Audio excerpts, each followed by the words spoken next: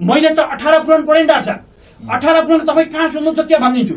4 वेद हेरेँ नि मैले त होइन, त्यो मनुस्मृति, गौतम स्मृति, अब तपाईँको शङ्कर स्मृति, पराशर स्मृति मैले पढेँ नि त। त्यसमा हामीले बार भन्दै आएको छौँ, यो अहिन्दूको देशलाई, यो बहुभाषीको देशलाई, यो बहुधार्मिकको देशलाई एकल धार्मिकरण गर्न खोजियो भने भोलि गएर त्यसका सम्पूर्ण तपाईको हुने गतिविधि, त्यहाँ हुने नकारात्मक गतिविधिको जिम्मेदारी सरकार हुनुपर्छ। त्यसै कारणले गर्दाखेरि विदेशी शक्तिहरू र यहाँको केही अराजक तत्त्वहरू जसले आफ्नो मात्रै धर्मलाई चाहिँ बचाउन खोज्छ, आफ्नो मात्रै संस्कारले चाहिँ बचाउन खोज्छ र आफूले मात्रै यो राज्य चाहिँ लुट्नुपर्छ, आफूले मात्रै यो राज्य चाहिँ चलाउनु पर्छ, आफू मात्रै मालिक बन्नु पाउनुपर्छ भन्ने केही अराजक तत्त्वको झुन्ड लागि परेका छन्। ती झुन्डलाई यो नेपाल सरकारले, अहिले भएको चाहिँ वर्तमान सरकारले रोक्ने कोसिस गरेन भने हामी पनि त्यसको प्रतिकार गर्न तयार छौँ र तयार भइरहेका छौँ। यो कुरा म चाहिँ च्यालेन्ज गर्न चाहन्छु र आम धर्मनिरपेक्षवादीहरू र नेपाल र नेपाली माटोलाई माया गर्ने तमाम नेपाली नागरिकहरू अब यसको विरुद्धमा उठ्नु जरुरी छ। तर यो शाह राजतन्त्र कसले फाल्यो त? जनजातिले फालेको हो, दलितले फालेको हो, खसले फालेको हो के मधेसीले फालेको अथवा पिछडा वर्ग फालेको? उनीहरूले कहिले पनि राजतन्त्रको बारेमा 47 सालतिर 62 सम्म पनि थाहा छैन। यो फाल्ने त के छ भन्दाखेरि तपाईँको पार्टीका नेताहरूले फालेको नि त, भनेपछि कङ्ग्रेसबाट गिर्जा, एमालेबाट माधव कुमार नेपाल, माओवादीबाट तीनजना प्रफुल्ल दाहाल, यो तीनजना बाहुनहरूले नै राजतन्त्र फालेको हो नि त। जनताले फालेको हो, जनताले राजतन्त्र चाहिँदैन भनेकै छैन वास्तवमा। त्यसकारण अब त्यो ठाउँमा को आयो त भन्दाखेरि अहिले विद्या भण्डारी आयो। अब विद्या भण्डारीको ठाउँ नआएको भए झलनाथ खनाल आउँथ्यो अरे, गिरिजा प्रसादी पनि प्रस्तावित भयो, अनि अथवा माधव कुमार नेपाल अहिले चाहिँ पाए त राष्ट्रपति बन्छु। अब त्यो राजालाई फालेर राजाको ठाउँमा राष्ट्रपति भन्ने नाउँ फेरेर राजै जस्तो काम गर्छ नि होइन, अनि उसमा चाहिँ बाहुनै आउने। अब राजा पनि बाहुन, प्रधानमन्त्री पनि बाहुन। बाहुनवाद भनेको यो हो, ब्राह्मणवाद भनेको यो हो कि राज्यका सम्पूर्णलाई दोहन गरेर खालि बाहुनहरू, यहाँ 6-7% जनसङ्ख्या बाहुनको छ, सारा ठाउँमा पार्टीहरू सबै बाहुनकै मात्र माथि पदाधिकारी बन्ने, सांसदहरू चुनावमा बाहुन मात्र उठ्ने, सरकारी जागिरमा सचिव, मुख्य सचिवदेखि लिएर तल शाखा अधिकृत र खरदार पिउनसम्म चाहिँ बाहुनै बाहुन मात्र सरकार चलाउनेमा जागिर खाने, ताकि कोही पनि बाहुन चाहिँ यहाँ बेरोजगार छैन। सचिवदेखि लिएर मन्त्री, प्रधानमन्त्री बन्ने, सांसद बन्ने सबै बाहुनै बाहुन मात्र। त्यसकारण चाहिँ यो संसारमा कहीँ पनि नभएको बाहुनहरूले राज चलाउने बाहुन राज, त्यसले ब्राह्मणवाद भनेको त्यसको सिद्धान्त, त्यसले जुन किसिमको दर्शन अपनाएको छ त्यो वाद भयो। तर त्यसको उपाध्याय त भनेको के छ, बाहुनहरूले यो देशलाई चाहिँ नि चलाउने, सारा ठाउँमा बाहुन मात्र, बाहुनले मात्र चुस्ने, अरू सबै चाहिँ नि खान नपाएर चाहिँ नि पहुँच नपुगेर मरेर जाने। अहिले हामी चाहिँ त्यो चाहिँ अब नेपालमा चाहिँ राजतन्त्र त अन्त्य भइसक्यो है, अब त्यसको त कल्पना गर्न हामी सक्दैनौँ। हाम्रो दाजुभाइ नि हाम्रो वंश परम्परै भए पनि हामीलाई त्यो चाहिएन। किनभने किन चाहिएन भन्नु छ भने यो मुलुकमा राजाले मात्रै विकास गरे होइन, राजाका नेतृत्वमा यो मुलुक त बन्यो, तर राजा असफल भयो नि। जुन राजा त होइन, राजा त अब त्यो पाएको चिठा पाएको राजा भयो अघि वीरेन्द्रको वंश समाप्त भएपछि चाहिँ अब चिठा पाएको राजा यो देशमा अभाव सिद्ध भएर उनी आफैले छोडेर गए। जनताको आन्दोलन भन्दा नि आफूले छोडेर गए, उसले त्यसपछि प्रतिकार गर्न सके होइन। उनले अब त्यो खोज्नु भनेको हाम्रो श्री सम्पत्ति गुमाउनु मात्रै हो। किनभने जसरी राणाको सम्पत्ति जफत गरियो त्यो पनि जफत हुन्छ, त्यो त भइहाल्छ, त्यो त निश्चित छ नि। अब चुप्पा लाएर बसे कि चुनावमा आएर लडे ठिक छ, राजालाई अब लोकतान्त्रिक प्रणालीबाट आउँ न, त्यो त केही भएन, म पनि लड्न पाउँछु, उहाँले पाउनुहुन्छ, केही आपत्ति भएन। होइन म राजै हुँ भनेर उ गऱ्यो भने भोलि चाहिँ घाँदामुजी गऱ्यो भने त सबै चाहिँ उनको सम्पत्ति जफत भइहाल्छ नि। अहिले यो पाएको सम्पत्तिको चाहिँ मालिक भएर नेपालको 11औं धनी भएर बस्नु, अब उहाँ जुन चाहिँ सम्मान पनि पाएकै छ, अब त्यो सम्मान पनि खोजिनु, सम्पत्ति पनि खोजिनु त वंश खतम भएन भनेको, उसको पनि सकिने भयो। कुबुद्धि आउने मात्रै हो। त्यो त्यो त्यो 2-4 जना माइती घर मन्नेलामा कराउने, 2-4 जना ती सडकै थापले कराएर केही हुनेवाला छैन। कुरा बुझ्नु हो त। अर्को कुरो के छ भन्नुहुन्छ भने हाम्रो जनजाति र खस चाहिँ यो 2000 चाहिँ राणा शासन पतन भएपछि 2007 सालदेखि यता अब यो ब्राह्मण जातिकै हाबी चल्दाखेरि अब धर्ममा लगाइयो छेत्रीलाई तिमीहरू चाहिँ यो जन्म तिमीहरू त यो पाखुरा हो अब ब्रह्माका चाहिँ हातबाट चाहिँ तिमीहरूको पाखुराबाट चाहिँ सृष्टि भएका मान्छे हौ त्यसले गर्दाखेरि यो जन्ममा जे छ भने अर्को जन्ममा चक्रवर्ती नै हुन्छौ पुरुषार्थी नै हुन्छौ हामीलाई देउदान भनेर लाएर ढोका घुकुरा ढगाउँदा मैले चाहिँ मेरो बाबु मरेपछि 7 चोटि के अरे चाहिँ श्राद्ध गरेँ ढोगे अनि जुन मन्दिरमा गयो अब मन्दिरमा मगर पुजारी हुन्छ भित्र बाहिर राता र सेता पहेँला अछातिर गोही र बिच्छी गोमन साप जस्ता देखिने ब्राह्मण जाति नै हुन्छ कुनै मन्दिरमा उसले त्यसरी प्रभाव जमायो क्या हरेक ठाउँमा अरू त मागेर बस्छन् नि उता राता र देउताको नाउँ बेचेर देउताको नाउँ भजाएर अब राता र सेता पहेँला अछाजा लिएर अब त्यहाँ प्रभाव जमाउने गोही र बिच्छी गोमन साप जस्तो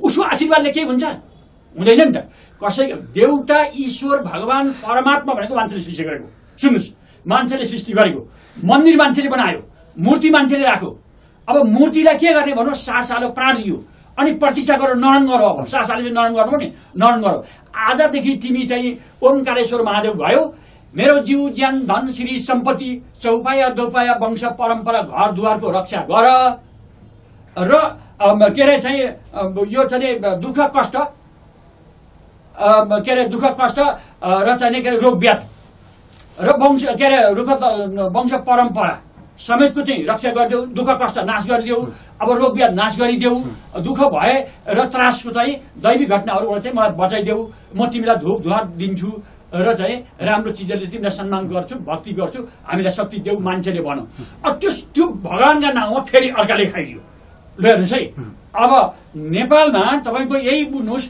अब जुन यादव जातिहरू हिन्दूवादी हुन् मिथिला सभ्यता हो नि नेपालको त 5वटा सभ्यता हो नि त किराँत सभ्यता नेवा सभ्यता खस सभ्यता अब अहिले सबैभन्दा चाहिँ नेपालमा बढी क्रिस्चियन बनाउने पनि बाहुनै हो किन हामी अब बाहुन सकियो भने क्रिस्चियन हुँदो रहेछ छेत्री सकियो भने चाहिँ हिन्दू हुँदो रहेछ क्या यहाँ चाहिँ यस्तो कुरो भयो छेत्री चाहिँ हामी हिन्दू छौँ भन्दै भए चाहिँ उसले चाहिँ खस चाहिँ छोडेर छेत्री हुने अनि छेत्रीबाट पनि हिन्दू हुने अरे अब यो खस बिग्रेको हो नि त आफ्नो चाहिँ खुट्टामा टेक्न नसकेको अब तपाईहरु के गर्नुहुन्छ त अघि त सुन्नुहोस् अघि त यहाँ सुन्नुहोस् अघि त छेत्रीका कानमा बन्दुक राखेर बाहुनले भटट जनजाति र दलितलाई हानेको थियो नि अब छेत्री र बाहुन अलग भएपछि त खस र छेत्री नै भएपछि त अहिले नयाँ हो खस भन्ने शब्द त त्यो बनाएको नभए पहिले त चाहिँ खस आर्य भनेर अहिले बनायो नि पहिले खस थियो नि त अहिले अब त्यो आर्य भनेर राखिदियो पहिले अहिले त्यो आर्य भनेर अनि यता पनि छेत्री भन्ने हटेर अहिले खस भन्ने भयो नि त मैले चाहिँ आर्य भन्दिनँ किनभने ब्राह्मण भन्छु त्यो शास्त्रमा भएको हुनाले अब यो त अहिले आर्य भने त अहिले बनाएको है छेत्रीलाई पनि अब खसलाई पनि बिगारेर छेत्री बनाइदिए यो त ब्राह्मण छेत्री वैश्य सूत्र भन्दा उताको हो नि जातको त यहाँ त मङ्गोल नछ नि मान्छे त आज हामीसँग यस्तो संजोग र यस्तो सौभाग्य जुटेको छ जो चाहिँ फरक फरक धारको फरक फरक व्यक्तित्व अनि फरक फरक जुन विचार लिएर दर्शन लिएर अगाडि बढ्नु भएको तर एकै ठाउँमा भेटिएको गन्तव्य एउटै तर बाटो फरक फरक तरिकाले अगाडि बढिरहनु भएको तीनजना एकदमै अभियन्ता सबैभन्दा पहिला हाम्रो डाक्टर केशवमान साके जो पूर्व मन्त्री पनि हुनुहुन्छ साथै बुद्धिस्ट अभियन्ता डाक्टर साहब हजुरलाई एकदम स्वागत छ त्यस्तै गरेर हाम्रो दाहिने साइडमा खस अभियन्ता खस संघर्ष समितिको बागमती प्रदेशको प्रमुख हुनुहुन्छ हाम्रो थर्कबहादुर बस्नेत हजुरलाई एकदम स्वागत छ नमस्कार त्यस्तै गरेर हाम्रो देब्रे साइडमा मङ्गोल नेसनल अर्गनाइजेसन डाक्टर गोपाल गुरुङका जुन सङ्घीय सदस्य र एकदमै जुझारु नेता हाम्रो आर्यन मङ्गोल हामीसँग हुनुहुन्छ हजुरलाई एकदम स्वागत छ सर्वप्रथम म डाक्टर हाम्रो केशवमान साक्य ज्यूबाटै मैले सुरु गर्न चाहेँ डाक्टर साहब अहिले जुन जनगणना सुरु भइराखेको छ तपाईँ एउटा एज अ बुद्धिस्ट अभियन्ता भएको कारणले गर्दाखेरि अहिले यो कसरी चलेको छ अहिले पनि कतिजना मानिसले शङ्का गरिराखेका छन् कि फेरि पनि जनगणनामा षड्यन्त्र हुन्छ सही तथ्याङ्क आउँदैन बाहुनहरूको मिथ्याङ्क मात्र आउँछ भन्ने खालको किसिमको चर्चा भइरहेको छ शङ्का उपशङ्का मान्छेले गरिराखेका छन् सामाजिक सञ्जालमा आफ्नो धारणा व्यक्त गरिराखेका छन् यसपालिको जनगणना के सही तथ्याङ्क आउला डाक्टर साहब यो त महत्त्वपूर्ण प्रश्न सोध्नुभयो अब नेपालमा जुन जनगणना भइरहेछ त्यो नेपालको भविष्यको लागि र वर्तमानमा पनि नेपालमा जुन अहिले रूपान्तरण भइरहेछ राज्य एउटा आधुनिक राज्य निर्माणमा गइरहेछ त्यसमा चाहिँ यो जनगणनाको भूमिका अति महत्त्वपूर्ण छ। किनभने यो अहिले जुन यो संविधान बनेछ त्यसमा जुन संहिताका कुरा हैन, समावेशिताका कुरा, धर्मनिरपेक्षताका कुराहरू छन्, ती कुराहरू चाहिँ नि लाई कार्यान्वयन गर्नलाई हैन नेपालमा चाहिँ नि मुख्यतया अझ समावेशिता भनेको नेपालमा चाहिँ नि विभिन्न जातिहरू झन्डै 125वटा त भाषा र जातिहरू छन् भन्छन्, तर तिनीहरूलाई चाहिँ राज्यमा समान पहुँच अथवा समान अवसरहरू हैन दिनु नै अहिलेको जुन यो गणतन्त्रात्मक हैन संघीय राज्यको उद्देश्य हो। त्यो पूरा गर्नलाई नेपालमा कुन कुन जातिहरू कति छन्, कस्तो भाषा बोल्छ हैन, कुन धर्म अपनाउँछ भन्ने कुरा जाति भाषा धर्म यो चाहिँ नि राष्ट्रिय एकताको लागि पनि र राष्ट्रियताको मानसिकता विकास गर्नलाई पनि अति महत्त्वपूर्ण छ। यो डेटा यो तथ्याङ्क चाहिँ नि सही ढङ्गमा आयो भने यो संविधानमा कल्पना गरिएको जुन राज्यको नयाँ संरचना छ अथवा नयाँ परिकल्पना छ त्यो चाहिँ उद्देश्य पूरा गर्नलाई सहयोगी हुन्छ। किन अहिले जुन जनगणना लिइरहेछ, अब हामीले त पहिले जनगणना लिएकोमा पनि सही तथ्याङ्क छैन, तर अब अनुभव हुँदै जाएपछि सही तथ्याङ्कहरू निस्कोस् भन्ने इच्छा हो। तर यसपालिको जनगणना पनि अहिले जुन भइरहेछ त्यहाँ फिल्डहरूमा जुन गणकहरूले जुन किसिमको तथ्याङ्क सङ्कलन गर्दैछ ती तथ्याङ्क सङ्कलनमा धेरै त्रुटि र ती गणकहरूकोबाट पनि धेरै ठुलो जानी नजानी हैन कमी कमजोरी देखिएको छ। त्यसले गर्दाखेरि यो जाति भाषा धर्मको सवालमा चाहिँ सही तथ्याङ्क आउला भन्ने चाहिँ नि कुनै विश्वास गर्ने आधार तयार भएन। डाक्टर साहब त्यो लाग्यो किनभने म कहाँ पनि आउँदाखेरि उसले चाहिँ धर्मको बारेमा, धर्म र जातिको बारेमा सोधेन, धर्म र भाषा सोधेन हैन, जाति पनि उसले चाहिँ नि वास्तवमा स्पष्ट सोधेन। मैले नै त्यहाँ भन्नु तपाईँले के लेख्नुभयो हैन भने जस्तो भाषामा चाहिँ नि उसले चाहिँ नि सोधेन, तपाईँले भाषा के लेख्नु, नेपाली नै भनेर भन्नु। उसले म त नेवार हैन, फेरि नेवारमा पनि एकजना नेवार भाषाको हैन त्यत्रो गरिरहेको मान्छे आफै विज्ञ हैन, मेरो मातृभाषा त नेवार हो नि त हैन, तपाईँ के लेख्नु, ए सरी नेवारले। त्यसपछि अनि दोस्रो भाषाको कुरा छ नि, दोस्रो भाषा के लेख्यो, त्यो त नेपाली नै भन्यो। कसरी भने अहिले तपाईँ नेपाली बोलिरहनु भएको छ त भने, तपाईँसँग मात्र नेपाली बोलेको हो हैन, मेरो दोस्रो भाषा अङ्ग्रेजी लेख्नुहोस् भन्यो भने कसरी भन्यो। म 6 वर्ष इन्डियामा हैन पढेको, इन्जिनियरिङ त्यस बेला पनि अङ्ग्रेजी नै बोल्थेँ म। 5 वर्ष म अमेरिकामा मास्टर्स पिएचडी गर्दाखेरि त्यहाँ बसेँ, त्यहाँ त अङ्ग्रेजी नै बोल्ने हो। मेरो जीवनको चाहिँ नि अहिले पनि जहाँ पनि मेरो काम कारबाहीमा जहाँ पनि अङ्ग्रेजी नै बढी बोल्नुपर्छ विदेशीहरूसँग। त्यहाँ मेरो दोस्रो भाषा, मेरो जीवनमा महत्त्वपूर्ण दोस्रो भाषा भनेको अङ्ग्रेजी हो। त्यहाँ अङ्ग्रेजी लेख्नुहोस् भनेको ए सरी भने अङ्ग्रेजी गर्यो होइन। अनि पुर्खा भाषा त्यसो भए नेवारी चाहिँ होला होइन, नेवारीले। अहिले भाषाको सवालमा चाहिँ उसले नसोधिकन सबैलाई नेपाली होइन लेख्ने रहेछ। अनि धर्म नि भनेपछि धर्म चाहिँ अनि उसले अहिले सरको धर्म के रहेछ भने बल्ल सोधे।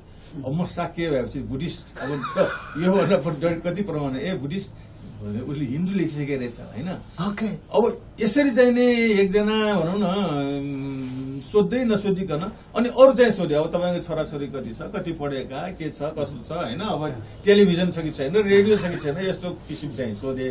तर मूल कुरा जाति भाषा धर्मको कुराहरूमा चाहिँ उनीहरू आफैले लेखिदिएको भनेपछि त तपाईँको म जस्तो एउटा जानकार होइन जान्ने मान्छे मात्र त्यस्तो हुन्छ भने नजान्ने मान्छेहरूले सोध्दै नसोध्ने उसले त फटाफट नेपाली हिन्दू होइन लेख्दो रहेछ, दोस्रो भाषा पनि नेपाली या त्यस्तै लेख्दो रहेछ भनेपछि भाषाको पनि सही तथ्याङ्क आउने भएन, धर्म पनि सबैलाई हिन्दू नै बनाउने भए होइन। यो त कसो भने राज्यले विभेद गर्ने आधार चाहिँ तथ्याङ्कबाटै सुरु गर्नुभयो। त्यसकारण अहिले जुन तथ्याङ्क निक्लिँदैछ त्यो चाहिँ नि अनि धेरै ठाउँमा मेरो आफ्नो यहाँ काठमाडौँमा साथीभाइ आफन्तहरूका पनि कुरा सुन्दाखेरि यही सिनेरियो दोहोरिएको छ। त्यहाँ पनि भाषा धर्मको सवालमा चाहिँ नि अब जातिको सवालमा चाहिँ अब नेवार के छ त्यो लेख्ने स्वाभाविक हो, त्यहाँ राख्ने भएन। तर त्यहाँ पनि अब नेवारको मात्र नेवार भन्ने भयो, तर अरूको कुनै थर चाहिँ एउटै हुन्छ, जाति फरक भए तापनि त्यसपछि थर पनि सबैलाई बाहुनको जात त्यो थर मिल्ने छ भने बाहुन लेखिदियो होइन, क्षेत्री यसरी चाहिँ मिलाएको देखिन्छ। त्यसकारण यो टोटल्ली पूर्णतया मिथ्याङ्क निक्लिने भयो। त्यसकारण यो संविधानले जुन उद्देश्य राखेको होइन संहिता समावेशिता धर्मनिरपेक्षताको सवालमा चाहिँ यहाँ चाहिँ धेरै ठुलो षड्यन्त्र हुने देखियो। तपाईँ त खसान राष्ट्रिय संघर्ष समितिको एउटा अभियन्ता हुनुहुन्छ, पूर्व पश्चिम तपाईँ धेरैचोटि दोहोर्नु भयो होइन, हिँड्नुभयो, त्यहाँ तपाईँले तलसम्म भ्रमण गर्नुभयो, तपाईँले चाहिँ के पाउनुभयो? खसहरूको तथ्याङ्क यसपालि एकदम सही आउला? होइन, अब आउन त नआउने नै भयो कि। अब यो डाक्टर साहबले जुन कुरा भन्नुभयो त्यही कुरा दोहोरिने हो। अब दर्शकले भनेको कुरामा त अब धेरै कुरा सत्यता छ है। अब यो हुनु पर्थ्यो, केन्द्रीय तथ्याङ्क विभागले ती गणकहरूलाई चाहिँ राम्रोसँगले चाहिँ ट्रेनिङ दिनु पर्थ्यो क्या। यो त 10 वर्षमा आउने हो नि एकचोटि। अब 10 वर्षमा एकचोटि चाहिँ जनगणना कति मान्छे छन्, कुन धर्म कति, कसले कुन धर्म मान्छ होइन, कुन जातका मान्छे कति छन् भन्ने कुरो चाहिँ तथ्याङ्क निकाल्ने कुरो हो नि त। देशको जनसङ्ख्या कति भएछ भन्ने कुरो निकाल्ने हो नि त। त्यसमा चाहिँ अलिकति अब यो सरकारमा चाहिँ यो एक जातीय चाहिँ वर्चस्व भएको कारणले अब कार्यालयमै एउटा जातिले चाहिँ वर्चस्व कायम गरेको हुनाले उसले आफ्नो त अब त्यो यताउता पार्ने जस्तो चाहिँ अघि डाक्टर साहबले भने जस्तो कुरामा चाहिँ म चाहिँ सहमत भएँ क्या। त्यो पार्ने नै भयो, त्यो देखियो। भनेपछि खसको सही तथ्याङ्क आउने भयो। खसको तथ्याङ्क कसरी आयो? अब आउन त अब बिजारोपण चाहिँ भयो कि। अब खस चाहिँ मस्ट धर्म रहेछ, खस जात रहेछ भन्ने कुरा चाहिँ आयो। संविधानले खस आर्य भनेर लेखिएको छ। तर यो हिन्दू एउटा कुरोमा बाहिर गएँ, हिन्दू शास्त्रमा चाहिँ खस आर्य भन्ने शब्द छैन। किनभने मैले धेरै ठाउँमा मैले अन्तर्वार्ता देख्दाखेरि पनि तपाईँको यो ब्राह्मण र क्षेत्रीय कुरा गरेको छु। किनभने वैदिक शास्त्र हिन्दू भन्ने कुरो त यो पछि ब्रिटिसले आएर राखिदिएको अघि धर्म चाहिँ अब 3वटा प्रमुख 4वटा प्रमुख धर्म, एउटा हिन्दू धर्म, एउटा बुद्ध धर्म, एउटा इसाई धर्म, इस्लाम धर्म भनेर चाहिँ नाम कहलिएका छन्। वैदिक भनेर चाहिँ त्यो चिनिँदैन, वैदिक भनेर संसारले चिन्दैन।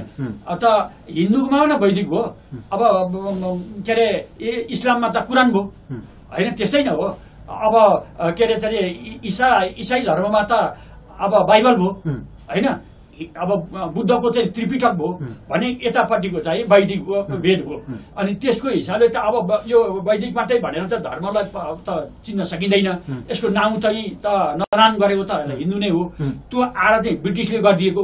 त्योभन्दा अगाडि त शास्त्रमा हिन्दू भन्ने छैन, वैदिक शास्त्रमा पनि हिन्दू भन्ने शब्द छैन।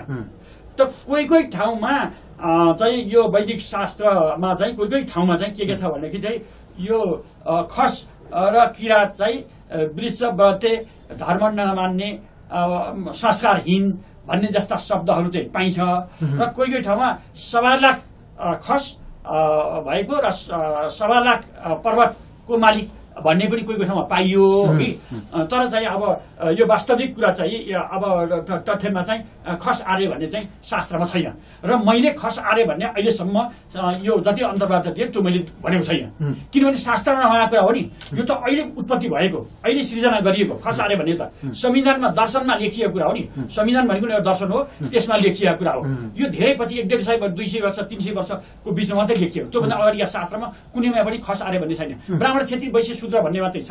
त्यसो भएको हुनाले म के भन्न चाहन्छु भने यो अहिले जति पनि यो क्षेत्री जाति बनाइयो, खसलाई क्षेत्री बनाइयो, माथिल्लो चाहिँ जात व्यवस्था उचालियो क्या, उचालियो। मुख्य त 2000 चाहिँ के अरे 1905 सालमा चाहिँ जङ्गबहादुरले आफूले चाहिँ कुबरबाट चाहिँ राणामा चाहिँ आफ्नो जात व्यवस्था उचाले। त्यसपछि सारा ठकुरीका छोरी विवाह गर्नको निमित्त आफ्ना छोरी दिन र अरूका छोरी ल्याउन, छोराको बिहा गर्नको निमित्त समान जात बनाउनको निमित्त उनी राणा भएर त्यो राणा सहित अरूलाई पनि जात व्यवस्था उचाल्न क्षेत्री लेख्ने। खस भनेको पतित जात हो भने वास्तवमा यो चाहिँ के भने उता दक्षिणतिरको जुन प्रभाव पर्यो मनुस्मृतिबाटै उनले 1910 को चाहिँ मुलुकी ऐन पनि यहाँ लागू गराए, स्थगित गराए। र त्यसका आधारमा भएका चाहिँ खसहरूलाई पनि क्षेत्री जो मानेन टेरेन बसिरहेको छ, त्यो अहिले पनि के अरे खसै भएर बसिरहेको छ। 900 परिवार छ के होइन? होइन, त्यो लगभग त्यो सबै चाहिँ अब लगभग 7000 को रेसियोमा छ। धेरै जिल्लामा छ, 12-13 जिल्लामा छ। 900 परिवार छ भनेको छु। होइन, राणा खस भन्ने छ, अनि पावई खस भन्ने छ, र अनि मतवाली खस भन्ने छ। तिनीहरूको चाहिँ पानी चल्दैन, त्यो राणाको पनि चल्दैन, पावईको पनि चल्दैन। तिनीहरूले चाहिँ जङ्गबहादुरको 1910 को कानुन र 1920 को जुन अध्यादेश ती नमानेर अटेर भएर बसेका ती अहिले पनि जाँड खान्छन्, जनै लाउँदैन तिनीहरू, जनै लाउँदैन र हिन्दू विधिबाट कुनै पनि गर्दैन, मस्ट विधिबाट गर्छन्। उनीहरू मस्ट परम्परा हो। यो हाम्रो सुरुमै नै अब खस जातमै खस हो, यो आर्यमा यो क्षेत्रीमा होइन। त्यो जातिलाई चाहिँ जात व्यवस्था उठाएर क्षेत्री बनाइयो, अन्तको धर्म ग्रन्थ ल्याइएर। हाम्रा सुरुमा यो जब मानिसको चाहिँ सृष्टिकालमा जब मान्छे चाहिँ जङ्गल युगबाट घर युगमा प्रवेश गर्यो, गण युगबाट चाहिँ घर युगमा चाहिँ तेरो मेरो सम्पत्तिको चाहिँ सृष्टिमा भयो, राज्य विस्तार हुने क्रम भयो, त्यतिखेरदेखि चाहिँ हाम्रो मस्ट धर्मै मानेको हो है, मस्ट धर्मै मान्ने चलन। अनि पछि गएर केही समयपछि चाहिँ हाम्रो बुद्धिस्ट धर्म मानेको भन्ने चाहिँ हाम्रो धेरै ठाउँमा चाहिँ यो दैलेखमा पनि भेटियो, चाहिँ यो के अरे जुम्लामा पनि भेटियो र चाहिँ यो डोटीमा पनि भेटियो। त्यो धेरै बिहारहरू बनेका छन् क्या। ठिक छ, म हजुरको पछि आएँ। तपाईँहरू त फिल्डमा गएर होइन Mongol national organisation dash doctor Gopal गुरुङको जुन तपाईँहरूको जुन सङ्गठनले त एकदम अभियान नै चालेको थियो यो जुन 2078को जनगणनामा, अनि त्यसपछिबाट तपाईँहरूको संयोजकको आफ्नो एउटा स्पष्ट धारणा आएको छ होइन। अहिले चाहिँ तपाईँहरूको जुन सङ्गठनले चाहिँ के गरिराखेको छ त यो जनसङ्ख्याको बारेमा? अब हामीले जति गर्नुपर्ने काम त हाम्रो तर्फबाट हामीले गऱ्यौँ। हाम्रो सङ्गठनले सक्ने कामहरू त अब जनचेतना फैलाउने अनि जनगणकहरूलाई चाहिँ अब चाहिँ सचेत गराउने होइन, अथवा उनीहरूलाई सचेत भन्दा पनि किसिमको चाहिँ यो यस्तो भएन, यसले चाहिँ सुधार लानुपर्छ भन्ने खालको काम पनि हामीले गऱ्यौँ। र आम जनतामा चाहिँ अब हामीले त्यो किसिमको चाहिँ सचेतक अब मूलक एउटा चाहिँ होइन सन्देशहरू पनि दियौँ। तर पनि यति गर्दै गर्दा पनि फेरि यसो गर्दै गर्दा पनि यो जनसङ्ख्या अथवा तथ्याङ्क चाहिँ सही आउँछ भनेर हामीले गरेको छैन, तर कम्तीमा अलिकति केही फरक आउँछ कि भन्ने हो। र यसपालिको जसले जेसुकै भने पनि यसपालिको तथ्याङ्कमा हाम्रो स्वीकार्यता हामीले कहिलेदेखि हुँदैन भनेर आइरहेको छौँ। किन भन्दाखेरि आजभन्दा पहिला विगतको इतिहासमा पनि एकैजनाले तपाईँ अहिलेसम्म कुनै पनि तपाईँको यो एकल जातीय राज्य व्यवस्थाले अहिलेसम्म एक्ज्याक्ट डाटा ननिकालेको हुनाले र चाहिँ हाम्रो विगतमा यिनीहरूले चाहिँ विगतको समयमा पनि धाँधली गरेको हुनाले हामीले विगतदेखि नै अथवा जनसङ्ख्या गणना सुरु हुनुभन्दा अगाडिदेखि नै हामी यसमा स्वीकार्य छैन भनेर आएका छौँ। र अहिले वर्तमानमा त अब यसको लगभग अब जनगणना पनि समय पनि अब सिद्धिसक्यो होला होइन, अथवा सिद्धिनु लाग्यो होला। अनि कति ठाउँ चाहिँ अब मैले के बुझेको छु भने हाम्रै यो मेरो छिमेकीहरू यो आसपासमा कति ठाउँ चाहिँ अब जनगणकहरूबाट चाहिँ हाम्रो चाहिँ गणना भएको छैन भनेको छ होइन। अब त्यसलाई पनि हामीले हेरेर बसेका छौँ क्या, हामी फिल्डमा छौँ अहिले। र कति ठाउँ चाहिँ तपाईँको फोनबाट पनि तपाईँको चाहिँ फोन गरेर चाहिँ सोध्ने अथवा फोन नम्बर लगेर जान्छौँ, यो 9-10 घरको त्यो सम्पूर्ण तपाईँले फोन मार्फत हामीले बताइदिनुपर्छ भनेर चाहिँ अस्ति चितवनमा मैले त्यो भेटेको छु। अब त्यो पनि मैले हिजो आज व्यस्तता गाडी मैले बुझ्नु पाएको, त्यहाँ पनि हामी बुझिरहेको त्यहाँ पनि बुझ्नुपर्ने छ। र अब काठमाडौँको सहरमा पनि मेरो छिमेकीहरू पनि त्यो खालको चाहिँ आएको छ होइन, अहिलेसम्म जनगणक आएको छैन, हाम्रो चाहिँ त डाटा लिइसकेको छैन भने चाहिँ यदि त्यो लिएन भने अब हामी फेरि त्यसमा चाहिँ के गर्नुपर्ने, त्यो हाम्रो साङ्गठनिक छलफल र चाहिँ आम तपाईँको चाहिँ बाहिर तपाईँको चाहिँ यो अब परिस्थिति कस्तो त्यो अनुसार हामी चल्नेछौँ।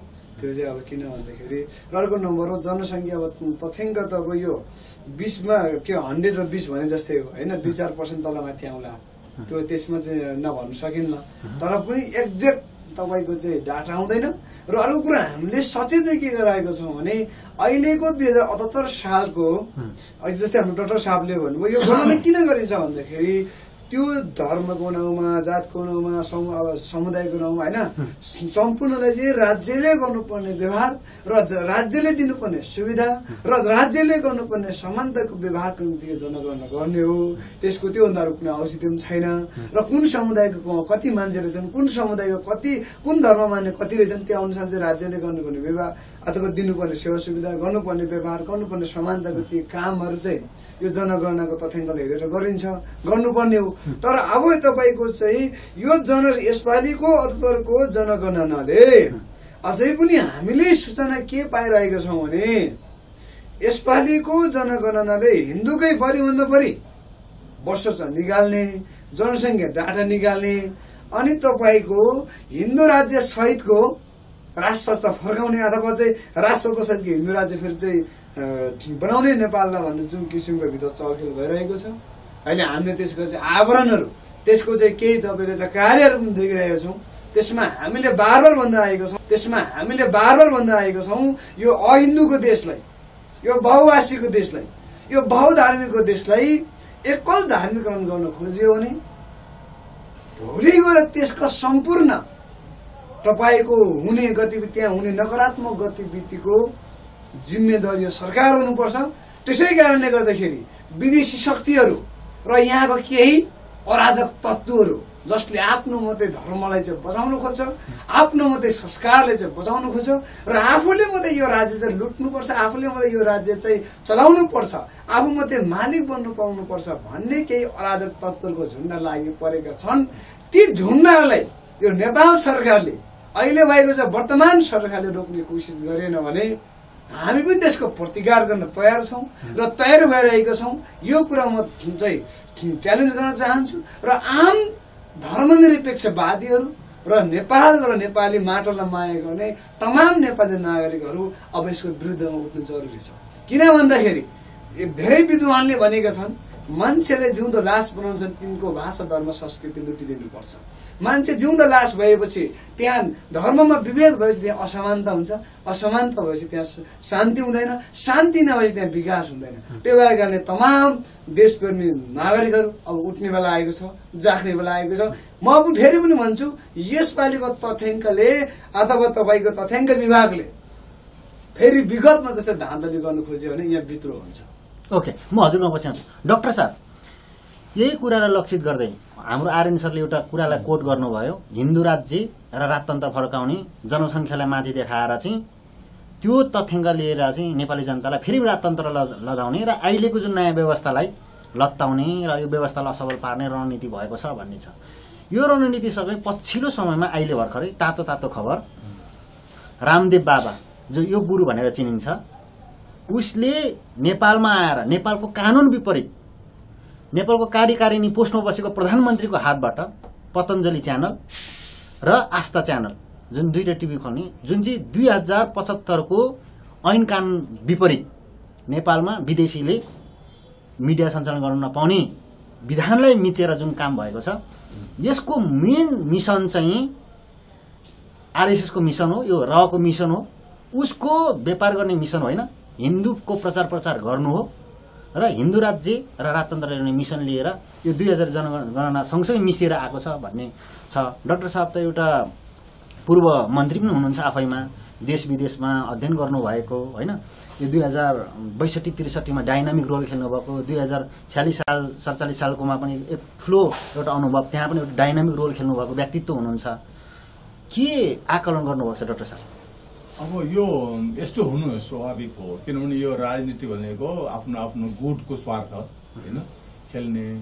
तर के छ भन्दाखेरि यो जुन 72 मा होइन हाम्रो घोषणा भएको संविधान छ नि, त्यो संविधानमा केही कमी कमजोरीहरू छ, तैपनि औषध रूपमा एउटा भनौँ न हजारौं वर्षको एउटा परिवर्तन चाहिँ यसले दिएको छ। मुख्यतया यो एउटा बहुजाति देश होइन, बहुधार्मिक, बहुभाषिक होइन, बहुसांस्कृतिक भन्ने जुन यो देशको चरित्रलाई होइन यो संविधानले व्याख्या गरेको छ, त्यसको स्पिरिटमा चाहिने यो देशको राज्य संरचना चाहिने अब गणतन्त्र होइन, धर्मनिरपेक्षता, संघीयता र समावेशिता होइन। संघीयता भनेको केन्द्रीकृत शासन र केन्द्रमा मात्र शक्ति होइन कि अब त्यो तल तलसम्म विकेन्द्रीकरण गर्ने पावरलाई त्यसलाई संघ, प्रदेश अनि स्थानीय भनेछ। त्यो पनि नेपालको इतिहास हेऱ्यो भने त्यो पनि सन्तोष छैन, त्यति मात्र गर्न सक्यो भने एउटा ठुलो परिवर्तन आउँछ। अर्को चाहिने धर्मनिरपेक्षता भनेर जुन किसिमको धर्मलाई चाहिने राजनीतिक हटकण्डाको रूपमा प्रयोग गरेर केही निश्चित समुदायले फाइदा पाइरहेको। पञ्चायत व्यवस्थासम्म के थियो भन्दाखेरि नेपालमा चाहिँ बाहुन क्षेत्री भन्ने थियो, क्षेत्रीलाई चाहिँ बाहुन र क्षेत्री एउटै भन्ने र त्यसबाट चाहिने अरूलाई एक्सप्लोइट गरेर होइन अनि उनीहरूले खाने भन्ने थियो। तर 47 सालमा चाहिने 47 सालको परिवर्तनपछि यहाँ जनजाति भन्ने कुरा आयो, जनजाति महासंघ खोल्यो। त्यो जनजाति महासंघमा को जनजाति छ भन्ने एउटा सूचीकरण तयार भएपछि 59 वटा चाहिने नेपालमा जातिहरू जनजाति रहेछ अनि उनीहरूको पपुलेसन पनि लिइयो। त्यसबेला 2048 सालदेखिको जनगणनामा जातिको सूचीकरण भयो, त्योभन्दा अगाडि जातिको लिइरहन्थ्यो। त्यसले चाहिँ के देखायो त भन्दा 48 सालको जनगणनाले 37% जनसङ्ख्या चाहिँ जनजाति छ भन्ने देख्यो। अब जनजाति भन्ने शब्द चाहिँ नि के हो त त्यसको भनौँ न वैधानिक परिभाषा होइन त्यो परिभाषा अनुसार के छ भन्दाखेरि नेपालका चाहिँ नि ती आदिवासीहरू होइन जो चाहिँ हिन्दू वर्णाश्रम नमान्ने हिन्दू वर्णाश्रम भन्दा बाहिरको भनेपछि उनी हिन्दू होइन हिन्दू नभएका होइन यहाँका आदिवासीहरू तिनीहरूलाई जनजाति भन्यो जसको आफ्नै भाषा छ आफ्नै संस्कृति छ होइन त्यस्तोलाई जनजाति भन्यो तिनीहरू चाहिँ 37% छ भनेपछि जे भए पनि प्रारम्भमा 2048 सालको संविधानले 37% त हिन्दू होइन भने देखायो नि त त्यसमा क्लियर छ त्यसपछि नेपालमा त्यो त्यही 48 सालको तथ्याङ्कले 14% चाहिँ दलित छ भन्छ नेपालमा त्यो दलितहरू भनेको कस्तो भन्दाखेरि हिन्दू वर्णाश्रममा शूद्र बनाएर सबैभन्दा अछुत बनाएर होइन उत्पीडन दिएर चाहिँ तिनीहरूलाई मान्छे नै होइन जस्तो गर्ने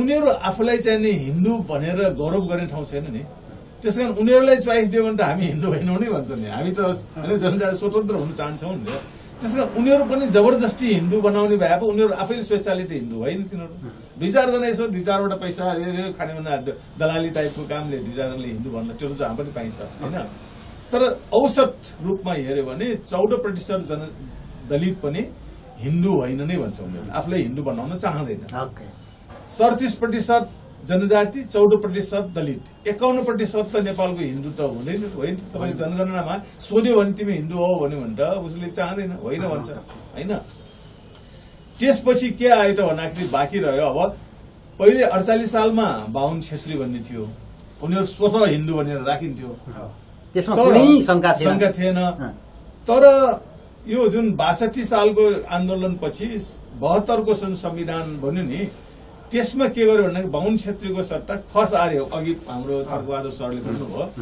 खस आर्य भनेर उनीहरूलाई फेरि बाहुन छेत्री भन्ने त्यो अलिकति बदनाम भयो त्यो चाहिँ अलिकति मान्छेहरूले जहिले पनि त्यसलाई नयाँ शब्द उनीहरूले आफ्नो नयाँ पहिचान दियो खस आर्य भनेर तर खस आर्यमा के भयो त भन्दाखेरि त्यो जनसङ्ख्याको अनुपातमा अहिलेको संविधानले आरक्षण दिनुभयो राजनीतिमा चाहिने तपाईँको पार्टीहरूले चुनावमा सिट दिनुपर्ने जाति त्यो क्लस्टर अनुसार होइन त्यसमा चाहिँ के छ भने त्यस बेला 48 सालको 52 13% बाहुन 70% चाहिँ छेत्री जस्तो देखाएको छ भने 30% चाहिँ बाहुन छेत्रीको त्यसकारण त्यो 30% राजनीतिक जुन समावेशिताको सिट छ त्यहाँ चाहिँ बाहुन छेत्रीलाई छुट्यायो के भयो त भन्दाखेरि तपाईँको त्यहाँ चाहिँ पार्टीहरू सबै बाहुनको नियन्त्रणमा छ नेपाली कांग्रेस एमाले माओवादी होइन त्यहाँको निर्णायक उनीहरूले भाइटल पोस्टमा तिनीहरूले चाहिँ त्यो राजनीतिक सिटहरू छ नि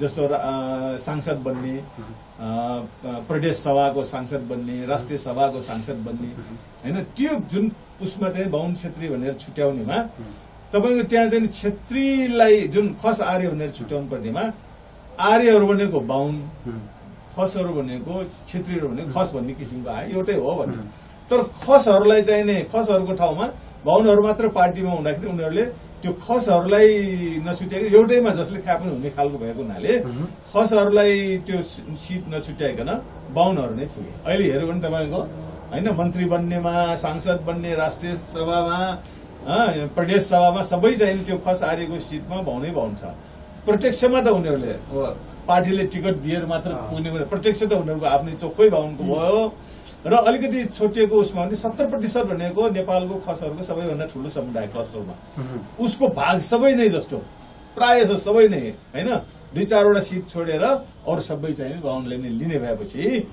तपाईँको यो जुन समावेशिताको सिद्धान्त र जनगणनाको जुन उद्देश्य छ नि त्यहाँ मेल खाएन त्यसकारण के भयो भन्दाखेरि बरु आदिवासी जनजाति दलितहरूलाई कोटा छुट्याएपछि त्यो चाहिँ अब बाहुन क्षेत्रले खाने त भएन उनीहरूले एटलिस्ट त्यति भए पनि पायो तर बाहुन र क्षेत्री भित्रमा क्षेत्रीको भाग सबै चाहिँ बाहुनले खाइदिएपछि यहाँ अब अहिलेको नयाँ संविधान र अहिलेको जुन समावेशिता र जातीय जुन बनोट छ नि त्यसमा को सबैभन्दा उत्पीडित र शोषित छन् भन्दाखेरि क्षेत्री जाति किन त्यसको क्षेत्रको भागले खाइदियो अब अहिले चाहिँ खस आर्यले खाइदियो त्यस खस र आर्य एउटैमा राख्दाखेरि सबैभन्दा बेफाइदा सबैभन्दा शोषित सबैभन्दा उत्पीडित चाहिँ को पनि खस पर्यो त्यसकारण खस समुदायमा अहिले हाम्रो ठर्कबहादुर सरहरूले भनिसक्नुभयो खसहरूमा त्यो चेतना भयो र अहिले केलाउँदाखेरि खस र आर्य एउटै हो कि फरक हो भन्दाखेरि अहिले इतिहासले हरेक प्रमाणबाट खस र आर्यहरू छुट्टै हुन् तिनीहरू होइन तिनीहरू एउटा हुँदै भएन उनीहरू यहाँ यता जुन अब खस भनेको ककेसिया होइन आर्य र खसहरू भनेको तपाईँको उत्तर र दक्षिण जस्तो आर्यहरू भनेको अहिलेको जुन ब्राह्मणहरू तिनीहरू चाहिँ यता इरान इराक होइन अरब सिरिया अहिले मुस्लिम देश छ त्यो देशहरूको नाउँमै अहिले के छ भन्दाखेरि इरान भन्दाखेरि आर्य भनेको आर्यन भनेको त्यो इरान भनेको आर्यहरूको आन हो त्यो इराक भनेको आर्यहरूको आँख हो त्यो अरब भनेको आर्यहरूको रब हो त्यो सिरिया भनेको आर्य हो त्यो त्यस कारण आर्यहरू त त्यो बेल्टबाट आएको हो त्यो बाहुनहरू जुन चाहिँ अहिले हाम्रो छ आर्य भन्छन् तिनीहरू हो अब खसहरूको के छ भन्दाखेरि माथि ककेसिया क्यास्पियन खसगर खडा कसान भएर काश्मीरको माथिबाट तिब्बतको पछाडिबाट भित्र पसेर चाहिँ नि टाक्लाखोर भएर अहिले हाम्रो कर्णालीको क्षेत्रमा खस भनेर बसिरहेका छन् तिनीहरू छुट्टै जाति हो छुट्टै संस्कृति छुट्टै धर्म तर यहाँ चाहिँ के हो भन्दाखेरि जाल झेलको मिसाइमा अब त्यहाँनिर अब जनजाति अलिकति छुट्यो दलित अलिकति छुट्यो मधेसीको त अब छुट्टे तर मधेसी पनि अलिकति समस्या त्यहाँ चाहिँ पिछडा वर्ग भन्ने समुदाय र मधेसीभित्र पनि त्यहाँ पनि आर्यहरूले छ अरे त्यहाँ पिछडा अरूलाई समातेको छ त्यो पिछडा वर्ग भन्ने चाहिँ छ अब उनीहरू सबैको चाहिँ नि यो ब्याकग्राउन्ड चाहिँ हिन्दू होइन त्यो हिसाबले तपाईँको त्यो क्लस्टर र उनीहरूको धर्मको विश्लेषण गर्यो भने उनीहरू 80% भन्दा बढी 85% चाहिँ नि हिन्दू होइन अब उहाँ अघि थर्कबहादुर सरले भनिसक्नुभयो कर्णालीका खसहरूको कर्णाली क्षेत्र भनेको खालि 5वटा जिल्ला मात्र होइन कि मध्यपश्चिम सुदूरपश्चिमको जुन लेख छ त्यसमा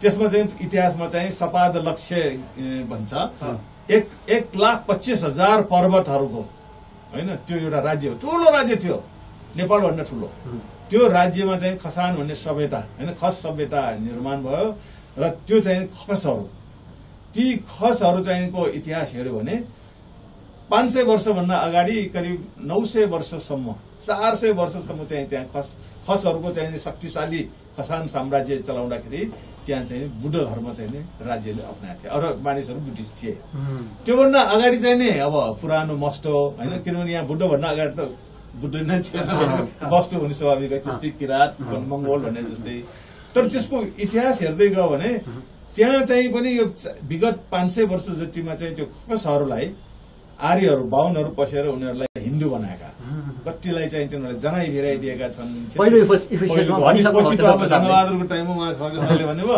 उनीहरूले त खसहरूले खस नलेख्नु क्षेत्री नै लेख्नु भनेर राज्यले इस्तिहारै जारी गर्यो त्यसकारण अब ब्याकग्राउन्ड हेऱ्यो भने खसहरूको गौरवमय इतिहासहरू उनीहरू बुद्धिस्ट भएको बेलामा उनीहरूको गौरवमय अहिले पनि शिलालेखहरू प्रशस्त पाइन्छ त्यसकारण त्यो पनि हिन्दू त होइन अहिलेको सवालमा हेऱ्यो भने ओरिजिनली त्यसकारण त्यो अब 70% छ भने तपाईँको दलित खस र जनजाति गर्यो भने 68% त हिन्दू होइन अब तपाईँ मधेसी भन्ने जुन चाहिँ छ त्यहाँ चाहिँ झन्डै त्यहाँ पनि 14% जति मधेसीको आउँछ त्यो मधेसीमा 12% पिछडा वर्गको जनसङ्ख्या आउँछ तिनीहरू हिन्दू होइन तिनीहरूको पनि त्यो इतिहास पतले हेऱ्यो भने उनीहरू पनि हिन्दू होइन जस्तो त्यहाँ अब कोइरी भन्ने जाति छ यादव पछि कोइरी छ यादव 4% छ होइन कोइरीहरूको हेऱ्यो भने कोइरी भनेको कोलीहरू कोलीय र मौर्य भनेको शाक्य कोलीय भन्छ नि त्यही कपिलवस्तु र यो उसका चाहिँ जनताहरू हुन्छ होइन कोलीय र शाक्यहरू नै उनीहरू शाक्य भन्छ आफूलाई मौर्य भन्छ कोलीय भन्छ होइन अहिले कुशवाहा भन्छ उनीहरू त्यो सबै चाहिने पुरानो चाहिने गौतम बुद्धकै चाहिने पालाका चाहिने जनताहरू हुन् त्यसकारण त्यो पनि 12% पनि तिनीहरू चाहिने हिन्दू होइन भनेपछि 68 र 12 80% त हिन्दू होइन अब तराईमा मुस्लिमहरू 4.5% छ अब इसाईहरू चाहिने भनौँ न कति होला अब अहिले बढेको होला अहिले त 1% कति थियो होइन अब अहिले 2-3% पुग्यो होला तिनीहरू त हिन्दू होइन मुस्लिम त हिन्दू होइन तिनीहरू होइन 6% 7% मात्र राख्यो भने 87% यही त चोखै नै हिन्दू होइन तर यहाँ यस्तो षड्यन्त्र राखेर सबैलाई चाहिँ सोध्दै नसोध्दै हिन्दू बनाएर त्यसकारण यो कठिनियल धान्य हो त्यसकारण तपाईँले भन्नु नि यो यहाँ रामदेव बाबा आओस् या मोदी आफै आओस् या रासोका चाहिँ त्यो को चाहिँ हटिया होइन लट्ठी लिएर आओस् तर यहाँ चाहिँ साँच्चै मानिसहरू त हिन्दू होइन नि होइन तर अब अलिकति यो खसमा पहिले क्षेत्रीय बनाएको हुनाले उनीहरू 400-500 वर्ष जति क्षेत्रीय मानसिकता लिइसके तर अहिले फेरि उहाँहरूमा त्यो जागरुक त्यो थाहा पायो होइन हुनेछ किनभने त्यो जानुपर्ने पनि काम के छ भन्दाखेरि जस्तो हो खस र आर्यभित्र बाहुनहरूले खसलाई पनि हाम्रै दाजुभाइहरू जस्तो बसेका छौँ उसको भाग छुट्याएर दिएको भए सायद यो आन्दोलन आउँदैन थियो होला उहाँहरू हिँड्नु नै भएर बसिरहनु त्यसको उपयोग किन त्यसको केही स्वार्थ पनि हुनु पर्यो किन जनजातिले हामी हिन्दू होइनौँ भन्नुको पछाडि के छ भने हाम्रो हक अधिकार राज्यमा हाम्रो हक अधिकार हिन्दू भएर त पाएन हामी छुट्टै थालीमा हाम्रो खाना चाहियो भनेको नि त त्यसमा अहिले खस आन्दोलन पनि एउटा धर्म र जातिको सवाल चाहिँ नै स्पष्ट हुनु पर्यो होइन भनेर सबैले भनिरहेको कुरा त्यो भयो भने यहाँ चाहिँ ब्राह्मणहरू कति पाउँछन् 12-13% जुन चाहिँ तथ्याङ्कले देखाउँछ त्यो पनि सही तथ्याङ्क लियो भने उनीहरू 6-7% भन्दा बढी यहाँ ब्राह्मणहरू छैन होइन त्यो पनि होइन किन भन्दाखेरि दलितहरूमा जुन चाहिँ थरहरू लेख्छ नि धेरै जस्तो बाहुन थर लेख्छ थर जस्तो गौतम होइन अथवा त्यो के पौडेल अथवा के लेख्छ नि त्यो पोखरेल तुलसी घिमिरे भने त सार्की रहेछ औ घिमिरे भनेपछि उसले बाहुनमा लेखिदिन्छ आर्यमा लेखिदिन्छ होइन बस्याल होइन गौतम अब यो सबै बाहुनमा आर्यले लेख्छ त्यसपछि फेरि हिन्दूहरूमा पनि त्यो के अरे खसहरूमा पनि बाहुन र त्यो जात मिलेको छ त्यो पनि ब्राह्मणमै हालिदियो त्यति मात्रै होइन मगर समुदाय र खस समुदाय र त्यो त्यहाँ पनि फेरि त्यो कमन जुन त्यसलाई पनि ब्राह्मण र क्षेत्रीयमा हालिदिन्छ त्यो हाल्दाखेरि उनीहरू फेरि के छ भन्दाखेरि तथ्याङ्क फेरि के छ भन्दाखेरि तपाईँको अब जहाँ जहाँ बस्यो त्यहाँ त्यहाँ तथ्याङ्क अब 3 ठाउँमा घर छ भने 3 ठाउँबाट त्यो तथ्याङ्क हुन्छ बाहुनको चाहिँ चलाख बाहुनहरूको 3 ठाउँमा हुन्छ एउटा पहाडमा हुन्छ होइन एउटा तराईमा अलिकति हुन्छ अनि चलाख भएर काठमाडौँ जस्तो सहरमा बस्न अनुकूल सहर 3 ठाउँमा हुन्छ 3 ठाउँमा उसले बाहुनको चाहिँ नि राख्दाखेरि बाहुनको संख्या चाहिँ नि त्यसै कृत्रिम ढङ्गले 12-13% पनि छैन 5-6-7% भन्दा बढी छैन अर्काको चोरेर ल्याएको छ अनि आफ्नै पनि एक ठाउँमा होइन 3 ठाउँमा लेखाएको छ त्यसकारण नेपालमा जुन चाहिँ तथ्याङ्क भने छ त्यो टोटल्ली मिथ्याङ्कमा भइरहेछ तर त्यो उनीहरूले जबरजस्ती जालझेल गरे पनि अब चाहिँ फेरि हिन्दू राज्य आउने होइन राजतन्त्र आउने त्यो सम्भावना चाहिँ छैन हो यो आउनेको आधार भनेको राजनीतिक पार्टीहरूले काम गर्ने हो तर यसरी अगाडि जाँदै गयो भने राजनीतिक पार्टीहरूले एकछिन झुक्यो होला होइन 5 वर्ष झुक्यो होला 10 वर्ष झुक्यो होला तर त्यो सँगै झुक्याउन सक्दैन त्यो झुक्यायो भने ऊ आफै चाहिँ नै पतन भएर जान्छ त्यसकारण राजनीतिक पार्टीहरूभित्र पनि त्यहाँ चाहिँ अब अप एन्ड डाउन भइरहन्छ तर जनता चनाखो भयो भने चाहिँ करिब राजतन्त्रको पनि अब यहाँ चाहिँ नि त्यसको सकिसकेको कुरा छ अब त्यसले फेरि फर्काएर के साँच्चै नै नेपाललाई फेरि तरक्की गर्न सक्ला र ज्ञानेन्द्र शाह फेरि राजा भयो भने के नेपालमा साँच्चै नै त्यो आजको भोलि नै यहाँ चाहिँ ठुलो चमत्कार गर्न सकिन्छ र किनभने यो त राजाले गरेर पनि हुने होइन अब एउटा अहिले अब पार्टी सिस्टम छ पार्टीहरूले गर्ने हो पार्टीहरूमा पनि त्रुटि छ तर पार्टीहरूलाई चाहिँ के छ भन्दाखेरि हामीले चान्स चाहिँ दिनुपर्छ भर्खर पार्टी सिस्टम आएको छ उनीहरूले किन जनताबाटै जाने हो उनीहरूले चाहिँ सही जनताको प्रतिनिधित्व गर्ने गरेको त्यो पार्टीहरूलाई हामीले चाहिँ खबरदारी गर्नु पर्यो सचेत गराउनु पर्यो पार्टीहरूले चाहिँ नि सही ढङ्गले जाओस् त्यहाँ पार्टीभित्र चाहिँ नि फेरि बाहुनहरूले जो चाहिँ खेलिरहेछ नि त्यसलाई चाहिँ नि कसरी रोक्ने भन्ने एउटा चाहिन्छ सोध्नु भएकोमा कसरी भन्ने कुराहरूमा हामी फेरि त्यो भावुक भएर त्यसपछि उसले मलाई टोक्यो त्यसकारण म पनि टोक्छु भन्ने खालको होइन कि ठिक छ डाक्टर साहब म त्यो पार्टीमा पछि प्रवेश गर्नेछु के छ खसहरूलाई कति मान्छेले के शङ्का गर्छन् भने हिजो राजा थियो राजा हुनेसम्म चुप्प बसे छेत्री भएर अहिले लालीपप देखाइराखेको छन् अब राजा ल्याउने अब कतिपल्ट सूचना पनि चुहाड भइराखेको छ अब हृदयेन्द्र जो अहिले 18 वर्ष 19 वर्ष प्रवेश गर्दै हुनुहुन्छ होइन ज्ञानेन्द्र साकुरो हृदयेन्द्रलाई चाहिँ अगाडि सार्ने बेबी किङलाई चाहिँ भन्ने कुरा पनि छ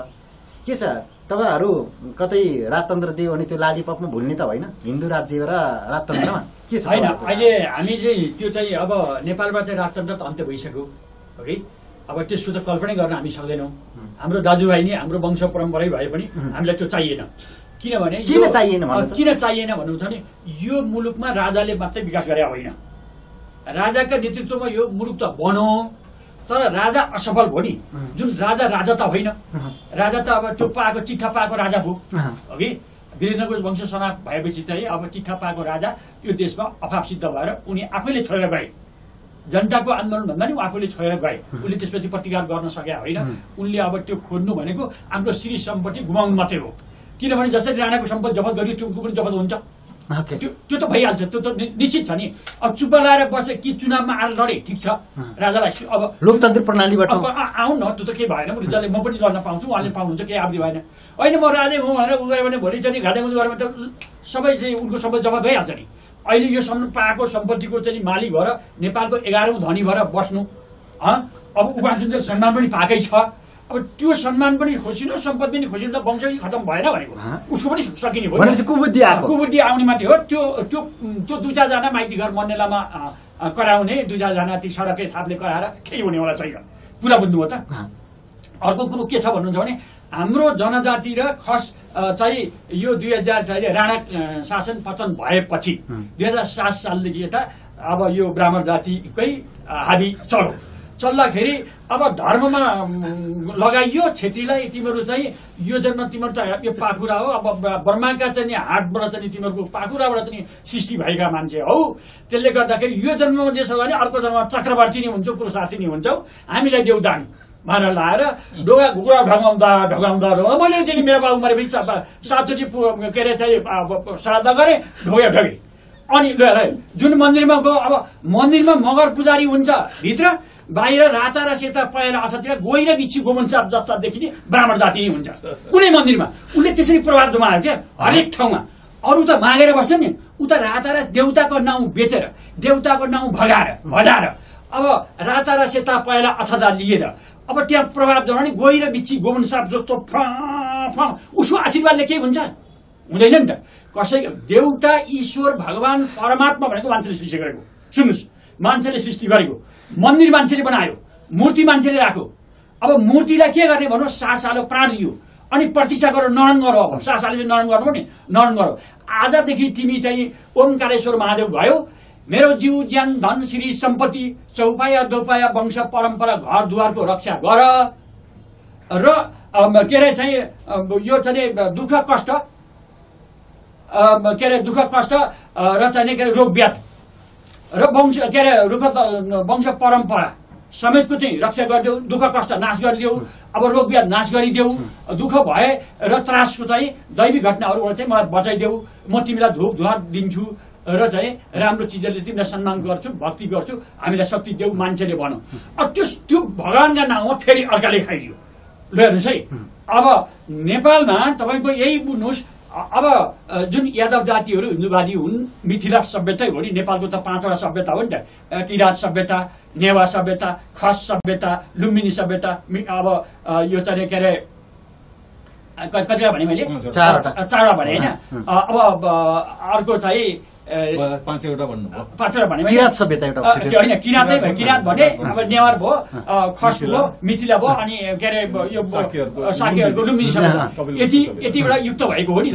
जस्तै लुम्बिनी सभ्यताका मान्छे परापूर्व कालदेखि रामले बिहा गरेको भनेर उनीहरूको ग्रन्थमा लेखे, त्यहाँ हिन्दू नै हो, त्यसलाई अधारमा बोल्नु हुँदैन।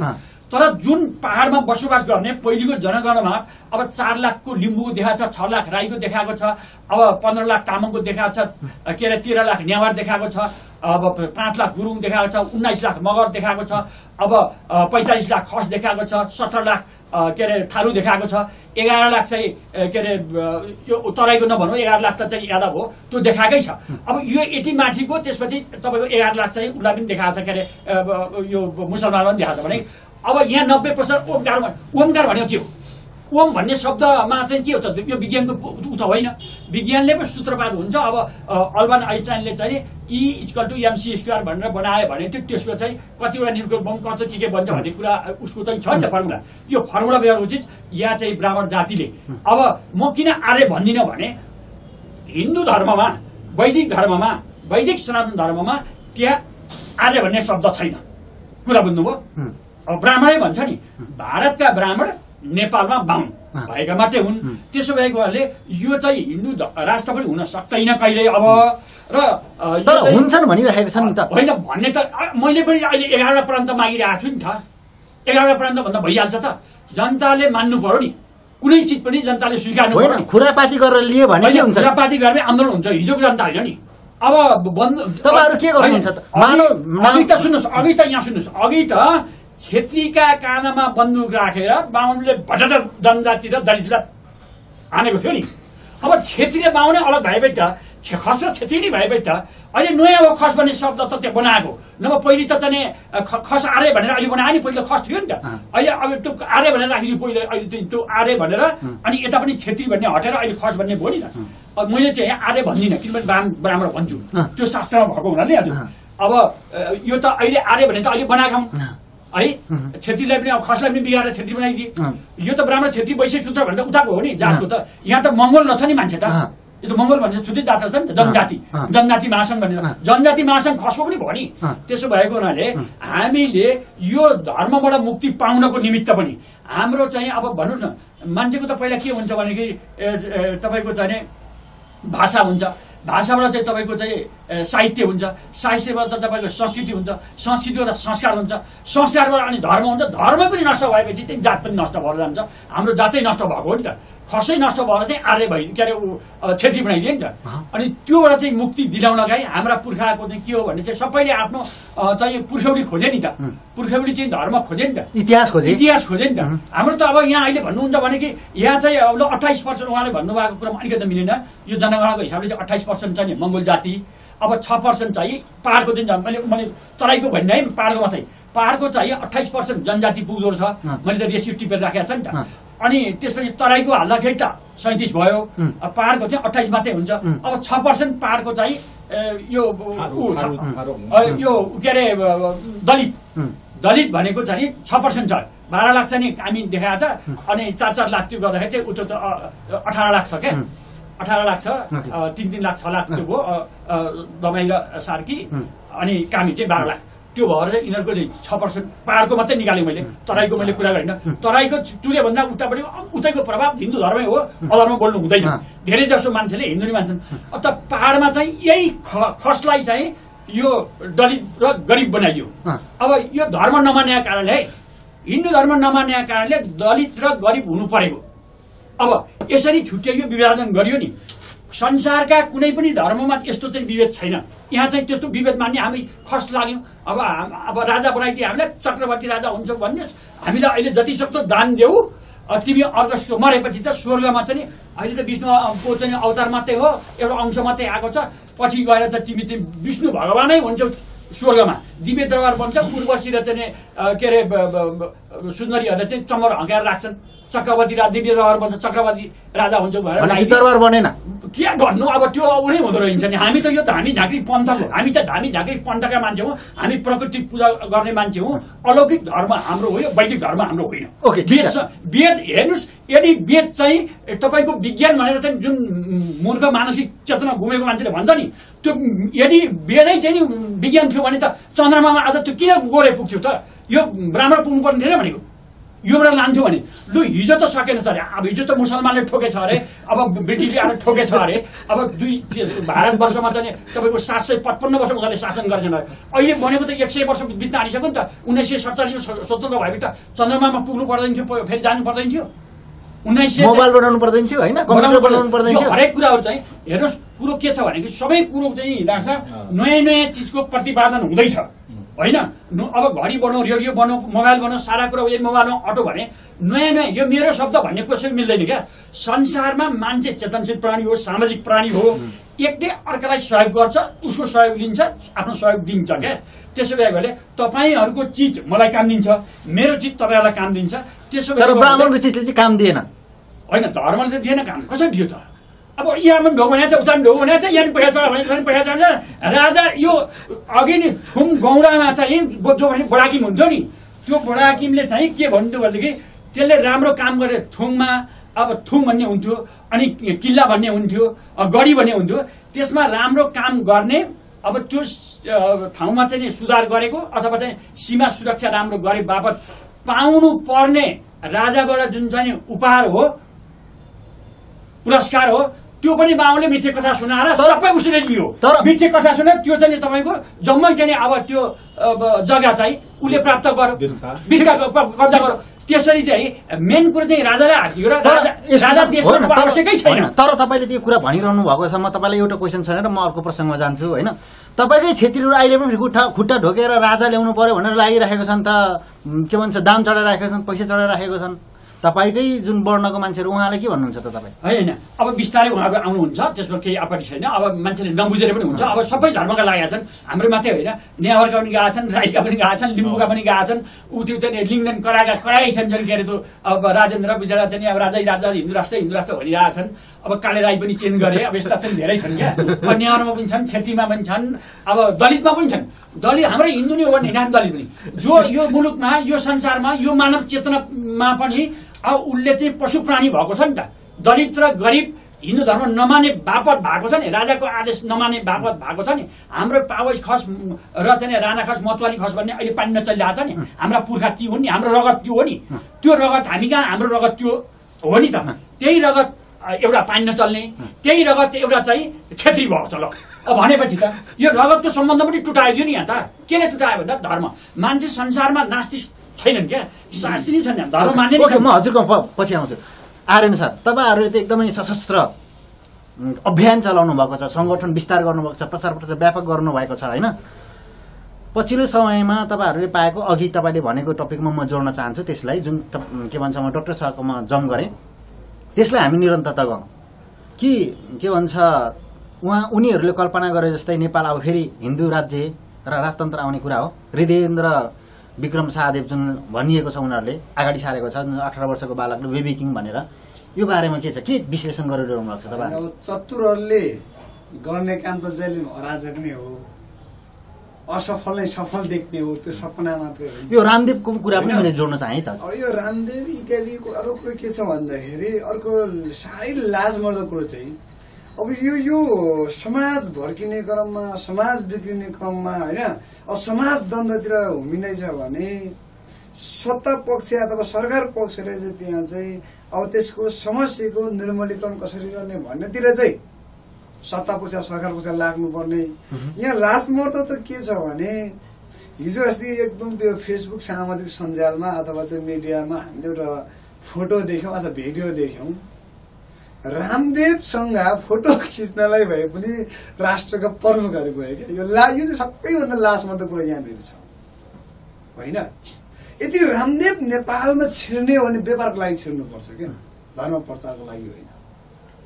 अर्को नम्बरमा तपाईँको चाहिँ मिडिया सञ्चालन गरे उसले चाहिँ कानुन विपरीत 2075 ऐनको विपरीत, र अर्को नम्बरमा यदि व्यापारको चाहिँ सम्बन्ध कोसँग हुन्छ भने कुदेर गएर ठुलो सम्बन्ध भनेको उद्योग मन्त्री क्या, सरी तपाईँको चाहिँ उद्योग मन्त्रालयसँग हो त, अझ तपाईँको चाहिँ उद्योग मन्त्रालयसँग होला होइन।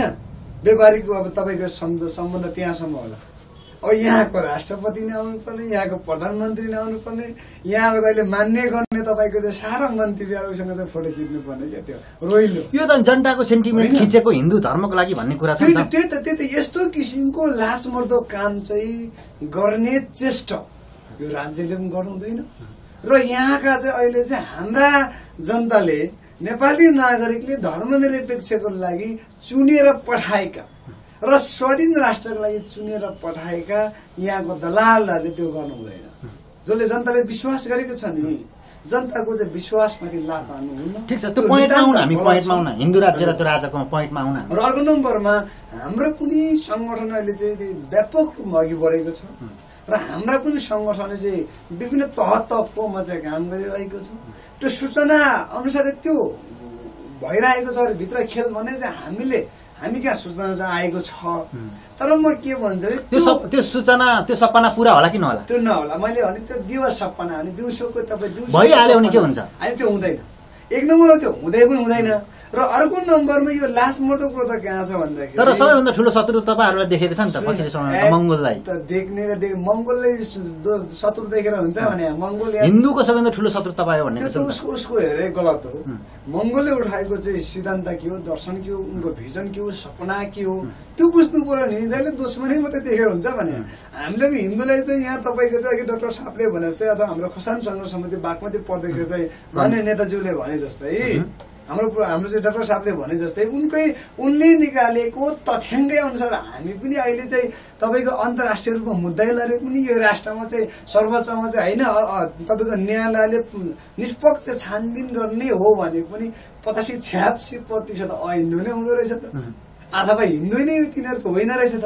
त्यसको तथ्याङ्कलाई मानेर जाने हो भने पनि अहिले तपाईँको चाहिँ यहाँ चाहिँ हामी अहिन्दूहरू एकता भयो भने त उनले जुन दृष्टिकोण हेर्छ त्यही दृष्टिकोणले चाहिँ हामी अहिले लाग्यो भने त यहाँ चाहिँ अहिन्दूलाई ड्याङ तँलाई चाहिँ अहिन्दूको यहाँ चाहिँ बहुसङ्ख्यक अहिन्दूको देशमा तँलाई हिन्दूलाई चाहिँ चाह्यो भने चाहिँ ड्याङ डुलो कुट्न थाल्यो भने त यिनी त तपाईँको 2 दिन पत्ता हुँदो रहेछ त। हामीले त्यो दृष्टिकोण थियो, उनले जुन किसिमको दृष्टिकोण लिएर हामीले त्यो दृष्टिकोणले हेरेका छैनौँ नि हामीले। तर तपाईँहरूले उग्र अजरक्त मचायो भनिराखेको छ नि त।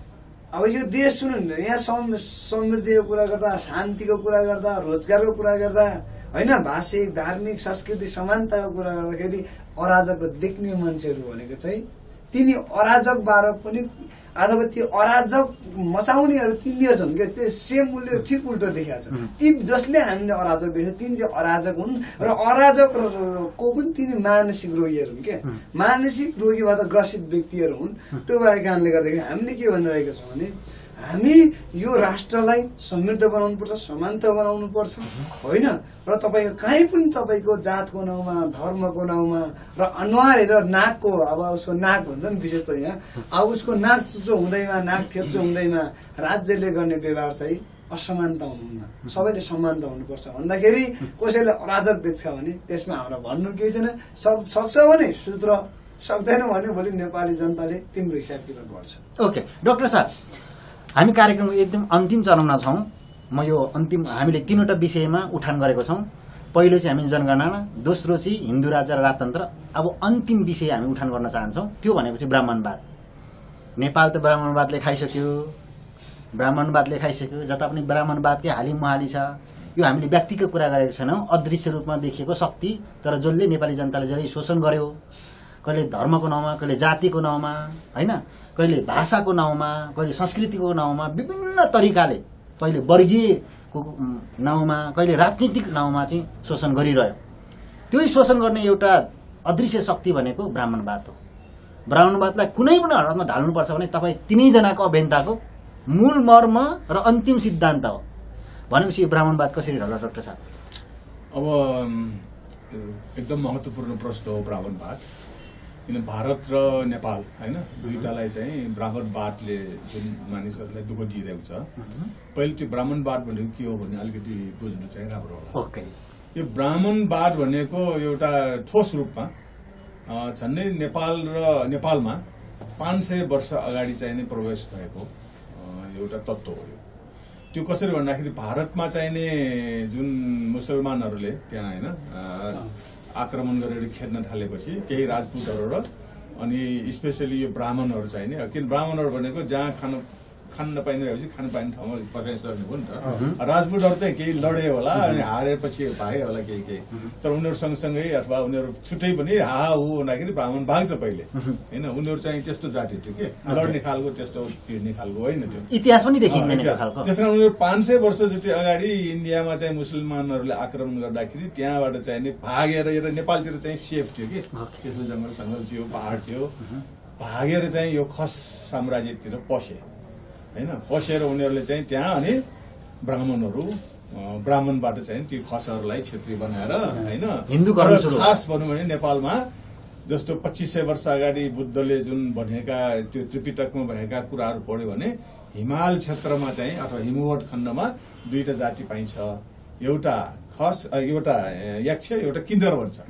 त्यो यक्ष र किन्नर भन्नेको अहिलेको परिप्रेक्ष्यमा त्यो भनेको खस र किरात हो। अब किरातलाई मंगोल भनेर त्यो मंगोल र आर्य भनेको एउटा मानव नस्लको विषय हो होइन। भोलि चाहिँ मंगोलको शब्द भन्दा पनि अरू शब्द पनि गरौँला आर्यलाई, तर मंगोल शब्द एउटा त्यो छ भने आर्य चाहिँ शब्द चाहिँ के छ भन्दाखेरि पहिले नेपालमा जुन बाहुन क्षेत्री भन्दाखेरि यहाँ ब्राह्मण र क्षेत्रीहरूमा आर्य शब्द थिएन, उहाँ फरक शब्द भन्न सक्नु। आर्य भन्ने शब्द कहीँ पनि थिएन। आर्य भनेको अलिकति यो बौद्ध ग्रन्थमा एउटा राम्रो श्रेष्ठ भन्ने एउटा अर्थ लाग्थ्यो, तर खास चाहिँ उनीहरूले यो जुन संविधान सभाको टाइममा अथवा अन्तरिम पिरियडमा 62 देखि 72 को बीचमा जुन यो क्याबिनेटले नेपाल सरकारले चाहिँ नि खस आर्य भनेर जोड दियो। खास चाहिँ के छ भन्दाखेरि खस भन्ने त कर्णालीको क्षेत्रीहरूले हामी खसौं भनेर मागिरहेकै थियो, आवाज उठाएकै थियो, उनीहरूको रियल पहिचान पनि खसै हो। तर यो आर्य भनेर चाहिँ नि कहाँबाट आयो त भने खसहरूले वास्तवमा आर्य भनेर मागेको पनि थिएन, उनीहरू कहिले हामी आर्य भनेको थिएनौँ, हामी खसौं भन्थ्यो। तर आर्य भनेर के छ चोरको खुट्टा काट भन्दाखेरि उचाले जस्तै बाहुनहरूले आफूलाई चाहिँ ब्राह्मण भन्दाखेरि साराले चाहिँ नि उसलाई चाहिँ उसको करतुतलाई चाहिँ लिएर मानिसहरूले मन नपराउने होइन। ब्राह्मण भनेको अहिले एकदमै ब्राह्मणले पनि बाहुन नराम्रोलाई चाहिँ बाहुनले पनि बाहुन भनेर बाहुनले बाहुनलाई गाली गर्ने। एउटा बाहुन भन्ने शब्द ब्राह्मण भन्ने शब्द एकदमै तुच्छ होइन, त्यसको चरित्र चाहिँ एकदमै बदमास बेइमान टाइपको भएको हुनाले उनीहरूले त्यो चाहिँ के छ भने यो संविधानमा खससँग जोडेर अनि आफू आर्य भनेर आएको हो। त्यसमा ब्राह्मणवाद भनेको खास आर्य भनेको ब्राह्मण मात्र हो होइन, खास आर्य भनेको ब्राह्मण हो। ब्राह्मणले आफ्नो ब्राह्मणको जुन चाहिँ नराम्रो जुन चरित्र अथवा त्यो भइसकेको हुनाले बदनाम भइसकेको हुनाले त्यसलाई ढाक्छ भने उनले आर्य भइरहेछ। त्यसकारण चाहिँ अहिले पनि आर्यहरूले चाहिँ के छ भन्दा त्यसपछि कहाँ आड लाग्यो भने खसमा कि चाहिँ आर्य नबनेको हामी पनि खसै मात्र भनेको भए पनि एउटा अर्कै सिचुएसन। ब्राह्मणहरूले बाहुन र क्षेत्री खस मात्र भनेको भए बाहुनले किन आर्य शब्द राख्यो? आर्य भनेको पनि ब्राह्मणवाद हो कि त्यो अहिलेको आधुनिक ब्राह्मणवाद हो त्यो होइन। पहिले ब्राह्मण भनेर हामी ब्राह्मण भनेर हामी उच्च भन्यो, त्यो उच्च भएन कि सारा मान्छे नेपालको जुन जातीय बनोटले बाहुन भनेपछि एउटा माइनोरिटीमा पुग्ने एउटा बदमास बेइमान भन्ने खालको उसको अर्थ लाग्ने भयो। बाहुनले पनि हेर्नु न अर्को बाहुनलाई यो बाहुन भनेर उनीहरू आफै चाहिँ बाहुन भनेर गाली गर्छन्। गालीको शब्द जस्तो एकदम नराम्रो शब्द भएको हुनाले उनीहरू आफैले चाहिँ नि यही 10 वर्षको जति मात्र भयो आर्य भन्न थाल्यो। त्यसकारण यो ब्राह्मणवाद भनेको के छ त भन्दाखेरि तपाईँको नेपालमा अरूलाई अर्काको काँध चढेर उहाँले भन्नु जस्तै होइन खसहरूलाई चाहिँ अब नेपालमा चाहिँ नि बाहुनहरू पसेपछि के भयो त भन्दा उनीहरूले कर्णालीमा चाहिँ जुन खसान राज्य टुक्रा भए 22-24 टुक्रा गर्नेहरू यो बाहुनहरूको षड्यन्त्र हो। त्यो टुक्रा गरेर फेरि के छ भने उनीहरूले त्यहाँ हाबी चाहिँ भए पछि फेरि नेपाल एउटा सिङ्गै फेरि खानको लागि चाहिँ नि उनीहरूले नै यो शाह वंशको जुन चाहिँ राजालाई बोकेर त्यो सुरुवात कहाँ हुन्छ लमजुङको इतिहासबाट आउँछ। लमजुङमा चाहिँ 6वटा बाहुन परिवारले कास्कीबाट एकजना शाहको बच्चा के यसो ब्रह्म शाह उसलाई चाहिँ बच्चालाई ल्याएर त्यहाँ चाहिँ लमजुङमा हाम्रो राजा अब त्यहाँ त घले दुरा गुरुङहरूको राज्य थियो तर तिनीहरूलाई खत्तम पार्नलाई अनि अब बाहुनहरू आफै चाहिँ नि फेरि राजा गऱ्यो भने फेरि त्यो उ गर्ने त्यसकारण त्यो खस अथवा खस या यो क्षेत्रीलाई चाहिँ नि काँड गरेर बन्नुक हान्ने भनेको जनजातले बन्नुक हान्नलाई त्यहाँबाट सुरु भएर त्यो लमजुङबाट सुरु भएको गोर्खामा आयो द्रव्यशाह होइन। गोर्खा राज्य भएर फेरि यो मगर र उनीहरूको राज्य थियो क्यारे त्यो होइन घले र मगरहरूको राज्य थियो त्यसलाई चाहिँ जालझेल गरेर खत्तम 1616 मा द्रव्यशाहले गर्यो। त्यसपछि यहाँ काठमाडौँमा आएर यो पृथ्वीनारायण शाहको सन्ततिहरू आए। ठिकै छ तपाईँको अघि प्रश्न थियो नि यो राजतन्त्र जुन हिन्दूको कुरामा वास्तवमा हामीले 47 सालमा हामी जनजातिहरूले होइन धर्मनिरपेक्षताको अभियान गर्दाखेरि अथवा जातीय क्लस्टर चाहियो जनजाति महासङ्घ गर्दाखेरि हाम्रो जनसङ्ख्या ल्याऊ भनेर भन्दाखेरि हामीले राजाको खासै हामीले केही पनि विरोध गरेको थिएनौँ कि जनजातिहरूले अहिलेसम्म कुनै पनि वैधानिक रूपमा राजतन्त्रको विरोध गरेको थिएनौँ। त्यो भनेर हामी विरोध गर्दैनौँ भन्ने होइन। तर यो शाह राजतन्त्र कसले फाल्यो त?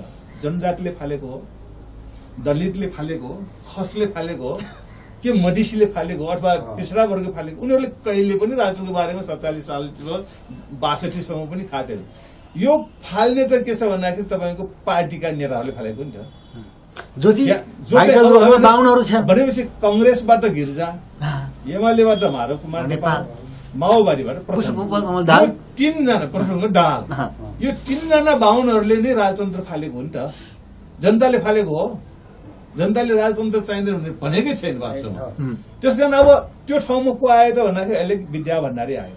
अब विद्या भण्डारीको ठाउँ नआएको भए झलनाथ खनाल आउँथ्यो अरे, गिरिजा प्रसादी पनि प्रस्तावित भयो अनि अथवा माधव कुमार नेपाल अहिले चाहिँ नि पाएट राष्ट्रपति बन्छु भने अब त्यो राजालाई फालेर राजाको ठाउँमा राष्ट्रपति भन्ने नाउँ फेरेर राजै जस्तो काम गर्छ नि होइन। अनि उसमा चाहिँ बाहुनै आउने। अब राजा पनि बाहुन, प्रधानमन्त्री पनि बाहुन। बाहुनवाद भनेको यो हो, ब्राह्मणवाद भनेको यो हो कि राज्यका सम्पूर्णलाई दोहन गरेर खालि बाहुनहरू, यहाँ 6-7% जनसङ्ख्या बाहुनको छ, सारा ठाउँमा पार्टीहरू सबै बाहुनकै मात्र माथि पदाधिकारी बन्ने, सांसदहरू चुनावमा बाहुन मात्र उठ्ने, योजना आयोगमा सबै कार्यपालिका न्यायपालिका व्यवस्थापिका, सरकारी जागिरमा सचिव, मुख्य सचिवदेखि लिएर तल शाखा अधिकृत र खरदार पिउनसम्म चाहिँ बाहुनै, बाहुन मात्र सरकार चलाउनेमा जागिर खाने, ताकि कोही पनि बाहुन चाहिँ यहाँ बेरोजगार छैन। सचिवदेखि लिएर मन्त्री, प्रधानमन्त्री बन्ने, सांसद बन्ने सबै बाहुनै बाहुन मात्र। त्यसकारण चाहिँ यो संसारमा कहीँ पनि नभएको बाहुनहरूले राज चलाउने बाहुन राज, त्यसले ब्राह्मणवाद भनेको त्यसको सिद्धान्त, त्यसले जुन किसिमको दर्शन अपनाएको छ त्यो वाद भयो। तर त्यसको उपाध्यायता भनेको के छ भने बाहुनहरूले यो देशलाई चाहिँ नि चलाउने, सारा ठाउँमा बाहुनले मात्र चुस्ने, अरू सबै चाहिँ नि खान नपाएर चाहिँ नि पहुँच नपुगेर मरेर जाने ब्राह्मणवाद भनेको त्यो। अब विदेशी भने त स्वाभाविक, अहिले अब 70 लाख युवा युवतीहरू तपाईँको अरबको उसमा होइन अब बाहुनले खोजेको त्यो हो कि त्यसलाई ब्राह्मणवाद भन्छ कि। ब्राह्मणवाद भनेको त्यो अब सुरुवातमा तिनीहरूको चाहिँ नि देखाउने चाहिँ नि भेद सेदको कुरा होला, भेदमा नराम्रो कुरा पनि नलेखेको होला। तर त्यो चाहिँ जस्तो बेलायतीहरूले चाहिँ नि उपनिवेश अफ्रिकामा उपनिवेश जाँदाखेरि त्यहाँ कहावत छ नि साउथ अफ्रिकातिर, अनि उनीहरू चाहिँ पादरी भएर आएर के सुरुमा आएर चाहिँ बाइबल भिराएर होइन, अनि आँखा चिम्ल भनेर, अनि उनीहरू आँखा चिम्ल, अब आँखा खोला भन्दाखेरि त उनीहरूको सबैको हातमा बाइबल, अनि राज्यमा चाहिँ त्यो बेलायती पुग्यो भने जस्तै यहाँ पनि भेट सेट भन्दै खसहरूलाई चाहिँ तिमीहरू अब राजा होइन ब्राह्मण सधैँ फिराउँदै सबलाई गरी पछि लास्टमा त आफू राष्ट्रपति, प्रधानमन्त्री, मुख्य सचिव सबै अब एउटा कुरा चाहिँ हामीले के भन्नु भने जनजाति अथवा खसहरूले विचार गर्नुपर्ने, यो राजतन्त्र खतम हुनेमा राजतन्त्रलाई मात्र बिचरा राजतन्त्र के हो, राजाको एउटा केही परिवारको सदस्यहरूले के दोष दिए होइन, उनीहरूलाई त अब जे भने अब शक्तिले चाहिँ गलटियो, 3जना बाहुनले लात हानेर चाहिँ श्रीफेसलाई चाहिँ लात हानेर फालिदिएको हो। तर त्यस बेला चाहिँ के छ भने आर्मी थियो नि, अहिले हामी फेरि राजतन्त्र फर्कन्छौँ भनेर भन्छौँ नि, यी पार्टीहरूले फेरि बाहुनले चलाउन नसकेर ऊ अब कहाँ भागो, उसलाई त खतम फेरि त्यो भएर जनताले खतम पार्ने भयो भनेर उसले फेरि राजतन्त्रको आड लिएर यसो राजतन्त्रको खोजेको। तर राजतन्त्र बच्ने भइदियो भए, राजतन्त्र फेरि आउने भइदियो भए, राजतन्त्र हुँदैखेरि तपाईँको त्यो जान्दैन थियो होला।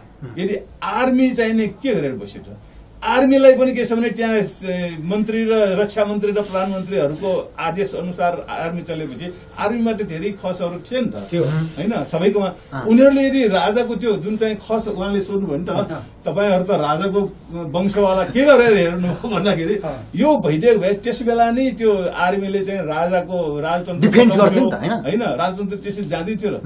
तर त्यहाँ चाहिँ बाहुनहरूले यस्तो खालको त्यो आर्मी जुन चाहिँ आधार छ त्यसलाई पनि खतम पार्यो, त्यसलाई पनि क्याप्चर होइन। अब भनौँ न मन्त्री प्रधान गिरिजा कोइराला यिनीहरूले उ गर्यो, त्यसका चाहिँ राजा एउटा अब त्यो हृदयेन्द्र होस् पारस होस्, अब उहाँ एकजनाले चाहेर हुने हो र कि चाहिने उहाँले अब फेरि चुनावबाट त आउने कुरा, चुनाव सबै पार्टीहरूले क्याप्चर गर्ने भयो। तर डाक्टर साहब यस्तो छ नि, विदेशीले जे चाहे त्यही हुन्छ भन्ने मानसिकता छ नि,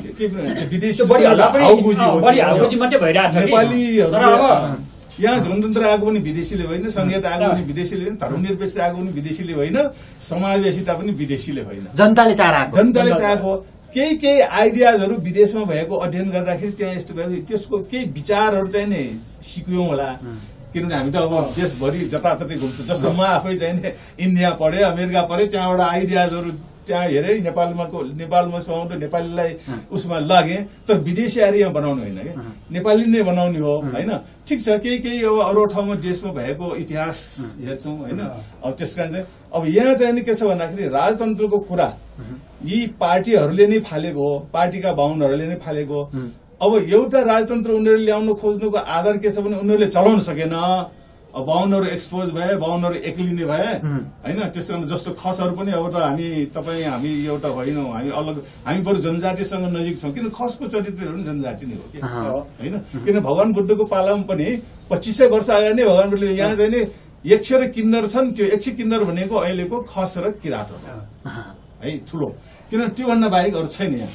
त्यो बाहुनहरू त 500 वर्ष अगाडि मात्रै यहाँभित्र पसेर यहाँ काठमाडौँमा नेवारहरू पनि जेएसटी मल्लको पालामा 5 जना बाहुन पसेर नेवारहरूलाई उ गरेको हो।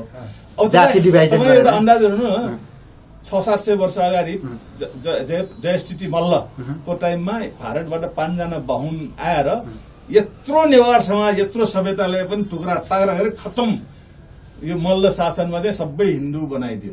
त्योभन्दा अगाडि बुद्धिस्ट राज्यको टुक्रा गरेर के गर्यो। अब त्यही कुरा चाहिँ नि अलि 100-200 वर्षपछि चाहिँ नि कसानमा घटना घट्यो। यो सबै बाहुनले गरेको हो।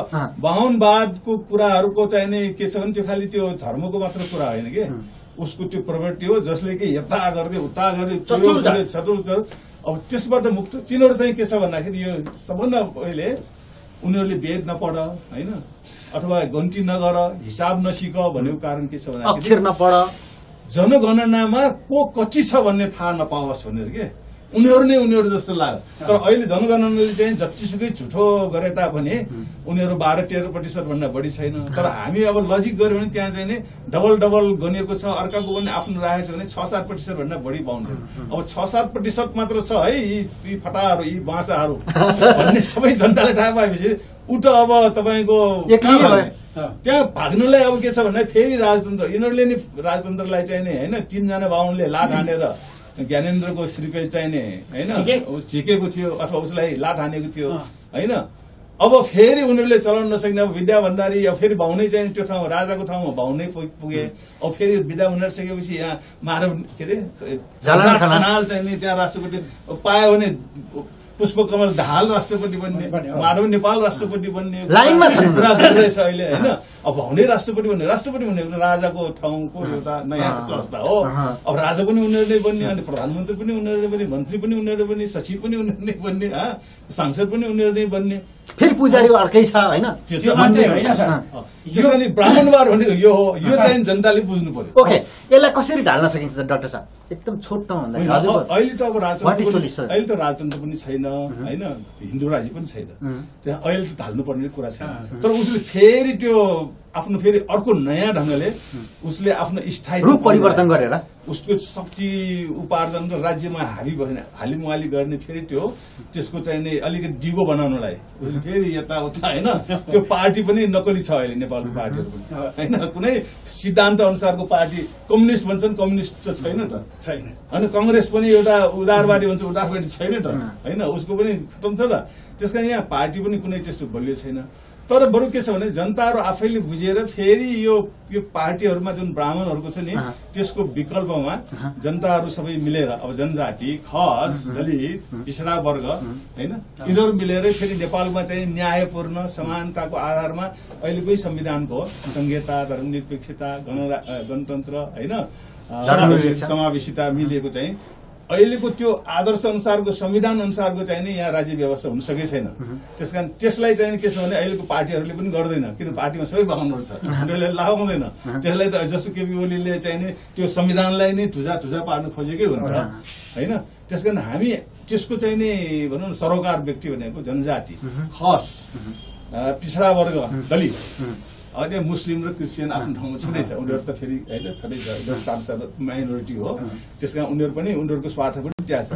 त्यो सबै एक ठाउँमा मिलेर अनि त्यसपछि यो बाहुनलाई चाहिँ ब्राह्मणवादको काउन्टर भनेको त्यसलाई चाहिँ नि उसको आफ्नो हैसियत अनुसारको उसलाई चाहिँ ठाउँमा पुर्याउने। ओके डाक्टर साहबले त्यो कुरा भन्नुभयो। अब खसहरूले चाहिँ ब्राह्मणवाद ढाल्नुलाई के हिजोसम्म त तपाईँहरू गुरु महागुरु होइन देवगुरु दुनियाँ अब होइन स्वर्गमा पुगिन्छ भनेर तपाईँ लाग्नुभयो। अब ब्राह्मणवादलाई ढाल्नको निम्ति खसहरूको के योजना छ त? ब्राह्मणवादले तपाईँहरू सकेको भन्ने त तपाईँले देख्नुभयो छर्लङ्ग होइन। अब यसलाई त ढली त सकेको छैन नि त किनभने त्यो चरित्र त व्यावहारिक रूपमा अहिले पनि जरा तलसम्म गाडेर अवश्य सधैँ छ हो। यसको लागि चाहिँ के छ होइन अहिले चाहिँ कुरो के छ भनेदेखि यो अघि डाक्टर साहबले त भन्नुभयो हाम्रो 12औं शताब्दीमा साम्राज्य भएर 15औं शताब्दीमा चाहिँ यो चाहिँ नष्ट भयो विक्रमको हो है। अब यो बिचमा चाहिँ भारतमा चाहिँ जुन चाहिँ 1050बाट सुरु गरिएर अब 11औं शताब्दीसम्म चाहिँ दिल्ली कब्जा हुँदाखेरि मुसलमानले नाजिरहरूले त्यतिखेरका चाहिँ त्यहाँका राजा बासा साधु सन्त महन्त योगी जोगी फकीर पर्वचार्य महाचार्य शंकराचार्य मण्डलेश्वर महामानुष जगतगुरु महागुरु पद्मगुरु ऋषि महर्षि देवर्षि राजाक्षी मठाधीश पीठाधीश अब सच्चिदानन्द कैलाशानन्द विवेकानन्द जस्ता धर्मगुरु र त्यहाँको हिन्दू धर्म धारण गरिसकेका व्यक्तिहरू नेपालमा पसेर त्यो हिन्दू के अरे चाहिँ यो खस साम्राज्य पनि सुहा, नेवारको पनि सुहा र किराँत पनि सुहा भएको चाहिँ यसरी हो कि। त अहिले केही ब्राह्मणहरू धेरै जसोले चाहिँ राजतन्त्र खोज्नुको कारण चाहिँ हामी अब खस अलग भयो भने त हामी अश्रुति हुन्छौँ, हाम्रो प्रभुत्व जान्छ, अब हाम्रो चाहिँ बोलवाला पनि जान्छ अब भनेर चाहिँ उनीहरू लाग्नु चाहिँ स्वाभाविक कुरा हो। र अर्को कुरो के छ, अर्को कुरो के छ भनेदेखि चाहिँ आफ्नो गिया कहिले पनि खोल्नु नपाउन्, कसैले पनि गिया थाहा नपाउन् भनेर चाहिँ उनीहरूका धर्मशास्त्र वेद पुराण जुन कर्मकाण्ड गरिने वेद र पुराण हो, त्यो वेद पुराण उपनिषद र चाहिँ स्मृति अघि अब यी चाहिँ अब अरूले पढ्नु हुँदैन र दान दक्षिणा अरूले दिनु हुँदैन, स्वर्ग नरकको कुरा हामीले यहाँ गरेका छौँ। त्यस कारणले यो अरूले गिया थाहा नपाओस् र हामीले जहिले पनि यो हालिमुहाली चलाएर खान पाऊँ, हाम्रै वर्चस्व कायम होस् भनेर अरूलाई पढ्न नदिएको त्यो महाभारत र गीता भन्ने यो जुन चाहिँ महाभारत जुन छ महाभारत गीता र चाहिँ यो वाल्मीकि रामायण भन्ने चाहिँ त्यो चाहिँ दान लिने ठाउँ छैन, त्यो चाहिँ अब जसले पनि पढ्दा हुने। त यता जुन कर्मकाण्ड गर्छ उनीहरूले ठगेर लिनुपर्ने, जुन उनीहरूको भरण पोषण हुने, जुन चाहिँ नेपालीहरूलाई चाहिँ ठग्ने, अथवा भारतमा पनि थोरै ब्राह्मणले धेरै मान्छेलाई ठगेर अब त्यहाँ चाहिँ तहस नहस बनाउन अरूले खोजे नि त। अब 74.5 गाडा त चाहिँ तपाईँको जनै र टुप्पी काटेको चाहिँ मुसलमानले त्यो चाहिँ पुराणमा छ हौ, पुराणमा पो छ त। त्यस्तो कुरोहरू भएको त्यहाँबाट भागेर आएका जो चाहिँ मान्छेले यहाँ अब वर्चस्व, अब मुख्य कुरो चाहिँ छेत्रीलाई टुक्रिएर अब उनीहरूका गुरुजी भयो, श्री 5 चाहिँ छेत्री भए, अब खसलाई छेत्री बनाइयो र श्री 5 बनाइयो, श्री 6 चाहिँ उनीहरू भए गुरुजी महागुरुजी। उनीहरूलाई त कहिले पनि दण्ड दिन पाइँदैन थियो, उनीहरूले जति गल्ती गरे पनि जुन जातका चाहिँ छोरी चेली लगेर बलात्कार गरेर बच्चा जन्मिए पनि त्यो छेत्री बन्यो उसले, तिमीहरूकै कुलमा आयो भनेर लगाइदियो। लु हेर्नुहोस् है, अब त्यो छेत्रीले स्वीकार गर्दै गयो। अब नेवार ल्याउँदा पनि छेत्री भयो, नेवारनीबाट जन्मियो भने छेत्री भयो, अब यता चाहिँ के अरे दलित भन्ने घरबाट जन्मियो भने छेत्री भयो, अब मटुवाली राई लिम्बू तामाङ गुरुङ शेर्पा जो भयो भने अब छेत्री बनाइदियो उसले, उसलाई जो इच्छा लाग्थ्यो त्यो ल्यायो र अब छेत्री बनाइदियो। हेर्नुहोस् है, बाहुनलाई त कसैले पनि राजाको अवस्थामा त उसलाई त दण्ड दिन पाइँदैन थियो, बरु 4 पल्ट मुडेर देश निकाला हुन्थ्यो, गाउँ निकाला हुन्थ्यो, तर उसलाई अरू मृत्युदण्डको थिएन। नेवार बोले उति चाहिँ अब शहीद देवना नेवार मारा छैन, नेवार बोलेपछि तामाङ त झन् यो ऊ त मासिएर जान जातै भयो, उसले गल्ती गरे, उसलाई कुनै ऐन नियम कानुन अनुसार चाहिँ के अरे नीति नियम नलाउने चट्टा काटिदिने भनेको थियो। त्यो तामाङ शेर्पाको त कुरै नगरौँ तिनका, त्यो अरूलाई चाहिँ मृत्युदण्डको सजाय थियो, बाहुनलाई थिएन, किनभने उनीहरू चाहिँ अब ब्रह्माका सन्तान। अब यहाँ सुन्नुहोस् डाक्टर साहब, अब बाहुनको वेद पुराण शास्त्रमा ब्रह्माजीको सृष्टि भन्छ नि, अब ब्रह्माजीको त आयु छ 77 द्वापर कली भनेर चाहिँ यो 4 युग गरेको छ नि, कलीको 4,32,000, अब के अरे तपाईँको द्वापरको 8,64,000, अब त्यसपछि तपाईँको चाहिँ त्रेताको चाहिँ 12,96,000 र सत्यको चाहिँ 17,28,000 वर्ष भनेको छ नि, त्यो व्यतीत चाहिँ अब अहिले चाहिँ कलीको 5,000 वर्ष जाँदैछ।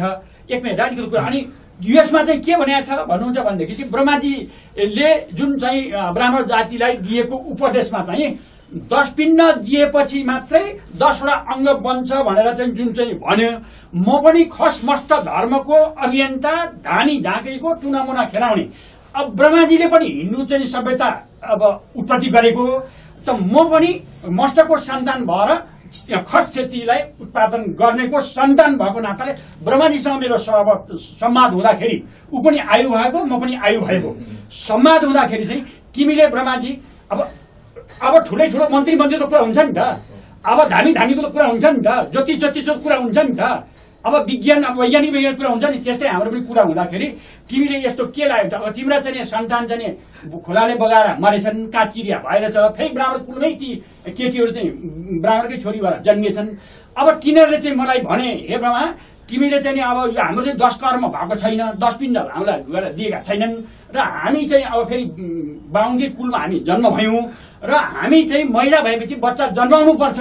अब के गर्ने यसको उपाय? तपाईँ त तिर्गाल गर्छ फेरि खसको चाहिँ नि अब सूत्रवाद गरेर हिँडेको मान्छे भनेर चाहिँ म कहाँ भन्दाखेरि मैले चाहिँ नि अब तिमीहरू चाहिँ हामी तिर्गाल गर्छौँ, तिमीहरूको बच्चा हुन्छ, हामीसँग त्यो संयन्त्र छ, हामीसँग त्यो विधि छ, पद्धति छ भनेर चाहिँ मेरो ब्रह्माजीलाई चाहिँ केटीहरूलाई भने।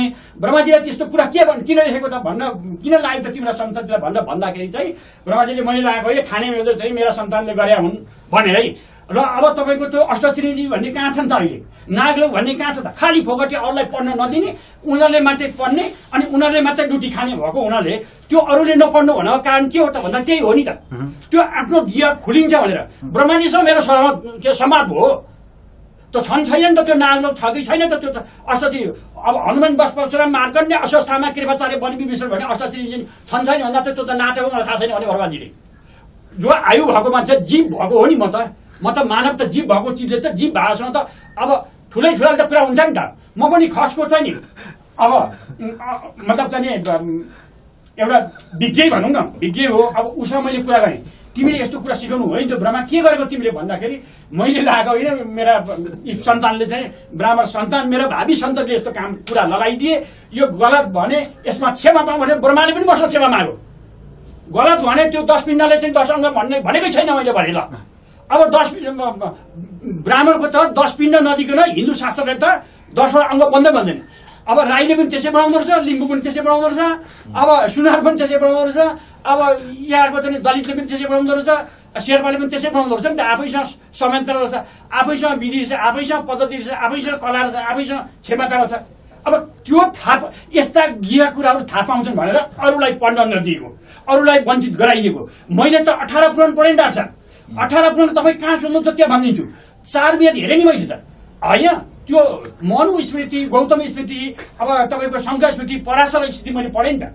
सबै मनुवाद लिइएको मनु राजाले धर्म ग्रन्थमा, हिन्दूका धर्म ग्रन्थमा सुन्नुहोस्, सबै चाहिँ हरिश्चन्द्र राजाको, अब पृथु राजाको, अब के अरे अर्को चाहिँ भरत राजाको, सन्तनु राजाको, त्यही महाभारतको, त्यही रामायणको, तिनै ऋषि महर्षिहरूको चाहिँ अब यो सप्त ऋषि भन्ने मनमन्त्र पिछेको 7 ऋषि छन्। अब 5औं मनमन्त्रका चाहिँ के रहेछन् भनेदेखि मरिची, अङ्ग्रे, अवतार, पुलार, कस्तु, वशिष्ठ भन्ने रहेछन्। फेरि यता चाहिँ अर्कै छ छैटौँको चाहिँ 7वटा।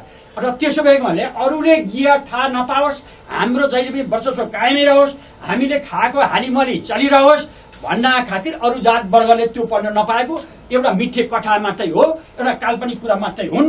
त्यो वेद र पुराणले चाहिँ धर्म धारणा हुने कुरा के होइन। मान्छेले जुन धर्म पनि मान्न पाउँछ, धर्म देशमा। ठिक छ, मेरो क्वेसनमा आउँ। तपाईँ धेरै घुम्नु भयो मेरो क्वेसनमा, महत्त्वपूर्ण क्वेसनमा। ब्राह्मणवादलाई छेत्रीले अब तपाईँ खसहरू कसरी ढाल्नुहुन्छ?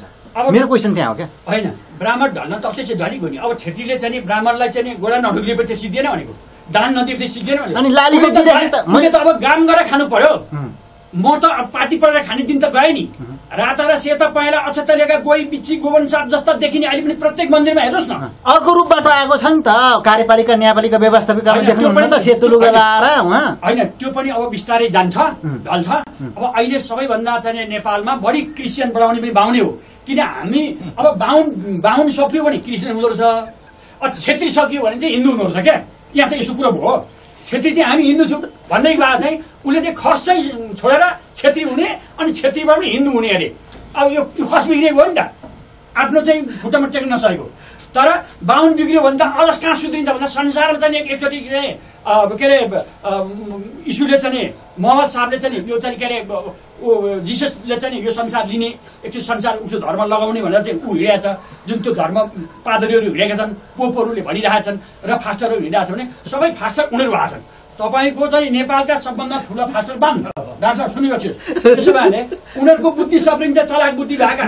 अब क्रिस्चियन चाहिँ घमाघमी धर्म परिवर्तन गरिरहेको छ। अब यहाँ खसी चाहिँ यहाँ खस चाहिँ छेत्रीबाट पनि हिन्दू हऱ्यो। यो सुन्दै नसुन्दै यो लो अनुसार जगमान गुरुङले जहिले पनि साइमन पाण्डेको नाम लिन्छ नि। साइमन पाण्डेको मान्छे लिन्छ नि। त्यसैले समय परिस्थिति भनेको चाहिँ के हुन्छ भनेदेखि मान्छे त चेतनशील प्राणी हो नि त। पहिला बुद्धि हुन्छ, बुद्धिबाट दिमाग हुन्छ, दिमागबाट चाहिँ विज्ञान के अरे ज्ञान हुन्छ, ज्ञानबाट विज्ञान हुन्छ, विज्ञानबाट सूचना हुन्छ, सूचनाबाट प्रविधि हुन्छ, प्रविधिको चाहिँ विकास भएको भएछ नि, नयाँ चिजको चाहिँ प्रतिपादन भएको भएछ। ठिक छ, तपाईँहरूको अब योगदान के रहनेछ? तपाईँहरूको योगदान, हामी यो तपाईँहरूको रोल के हुनेछ? तपाईँको जिम्मेवारी भूमिका के हुन्छ? होइन, हाम्रो चाहिँ रोल भनेको भनेको हामी मष्ट धर्म मान्छौँ, हामी प्रकृति पूजक हौँ, हामी खोला नाला चाहिँ अब यस्तै पहरा भिर सूर्य चन्द्र प्रकृति पूजक हौँ, हामी चाहिँ अलौकिक धर्म मान्ने हौ। भोलि बाहुनसँग मिलेर राजा दिएपछि मक्ख परेर फेरि पनि के भन्छ दलित र जातिलाई तपाईँले तरवारले लखाटे काट्ने त खोज्नुहुन्न? होइन, कुरो यसो छ नि,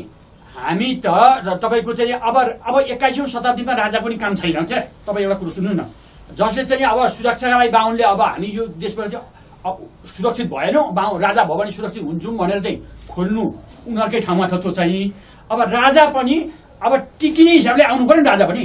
यो अस्ति अफगानिस्तानमा चाहिँ भागेन त नेता राष्ट्रपति पैसा लिएर, यहाँ भएको उसो श्री सम्पत्ति जफत हुन्छ भने राजाको त। अब प्रधानमन्त्रीले त चाहिँ क्षेत्री नै प्रधानमन्त्री, खसै प्रधानमन्त्रीले चाहिँ अब म देश निकाला गर्छु भनिसक्यो नि त। हात लम्काए, आँखा झिम्काए, श्रीपाद खोजे, टाउको खोजे त म गर्छु भनिसक्यो त। अरू पनि चुप लाएर बस्छ नि। यहाँ त 28% त मङ्गोल त पहाडे मुल्कै छन् नि, अब 6% त पहाडे मुल्क दलित छन् नि। अब त्यसमा तपाईँको चाहिँ अब 16% त चाहिँ यो दशनामी ठकुरी हाल्ने 16%, त्यो हाल्दाखेरि 18% त खस क्षेत्री छन् नि, सबै लाग्छन् नि। अब समय अनुसार त के छ भन्नुहुन्छ भनेदेखि डाक्टर साहब, त्यो प्रयास भयो नि के विद्रोह गर्नुहुन्छ तपाईँहरू? विद्रोह त भइहाल्छ नि। के गर्नुहुन्छ? हतियार उठाउनुहुन्छ? हतियार त उठिहाल्छ नि। पहिलो त मै उठाउँछु नि, पहिलो हतियार उठाउने म हुन्छु।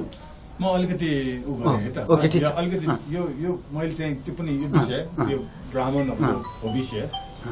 किनभने अघि पनि भने साँच्चैको यथार्थमा 6-7% भन्दा पपुलेसन ब्राह्मणहरू यहाँ नेपालमा छैन।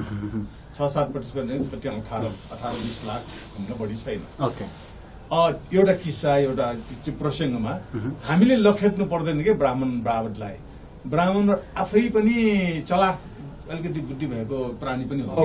उनीहरू आफै बस्नलाई आफैले त्यो यो निकाल्छ, उपाय निकाल्छ। उपाय कसरी भन्दाखेरि एकचोटि म भनौँ नेवारको एउटा पार्टी, नेपाल राष्ट्रिय पार्टी, त्यसको अध्यक्ष भएर पार्टी खोले नेवारहरूको संविधान सभाको। जित्नु पनि भयो नि, जित्नु पनि भयो, मन्त्री पनि पड्काउनु भयो।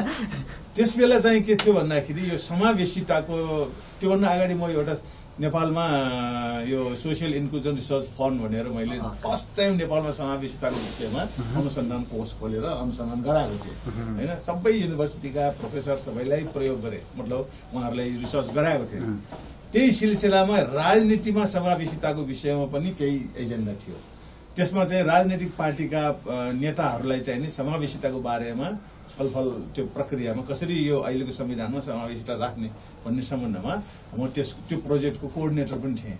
त्यही सिलसिलामा चाहिँ नै विभिन्न पार्टीका चाहिँ नेताहरू त्यहाँ प्रतिनिधि रूपमा समावेशितामा आउँथे। एमालेबाट को आयो भन्दाखेरि सुरेन्द्र पाण्डेजी आउनु, अब ठुलै नेता हो।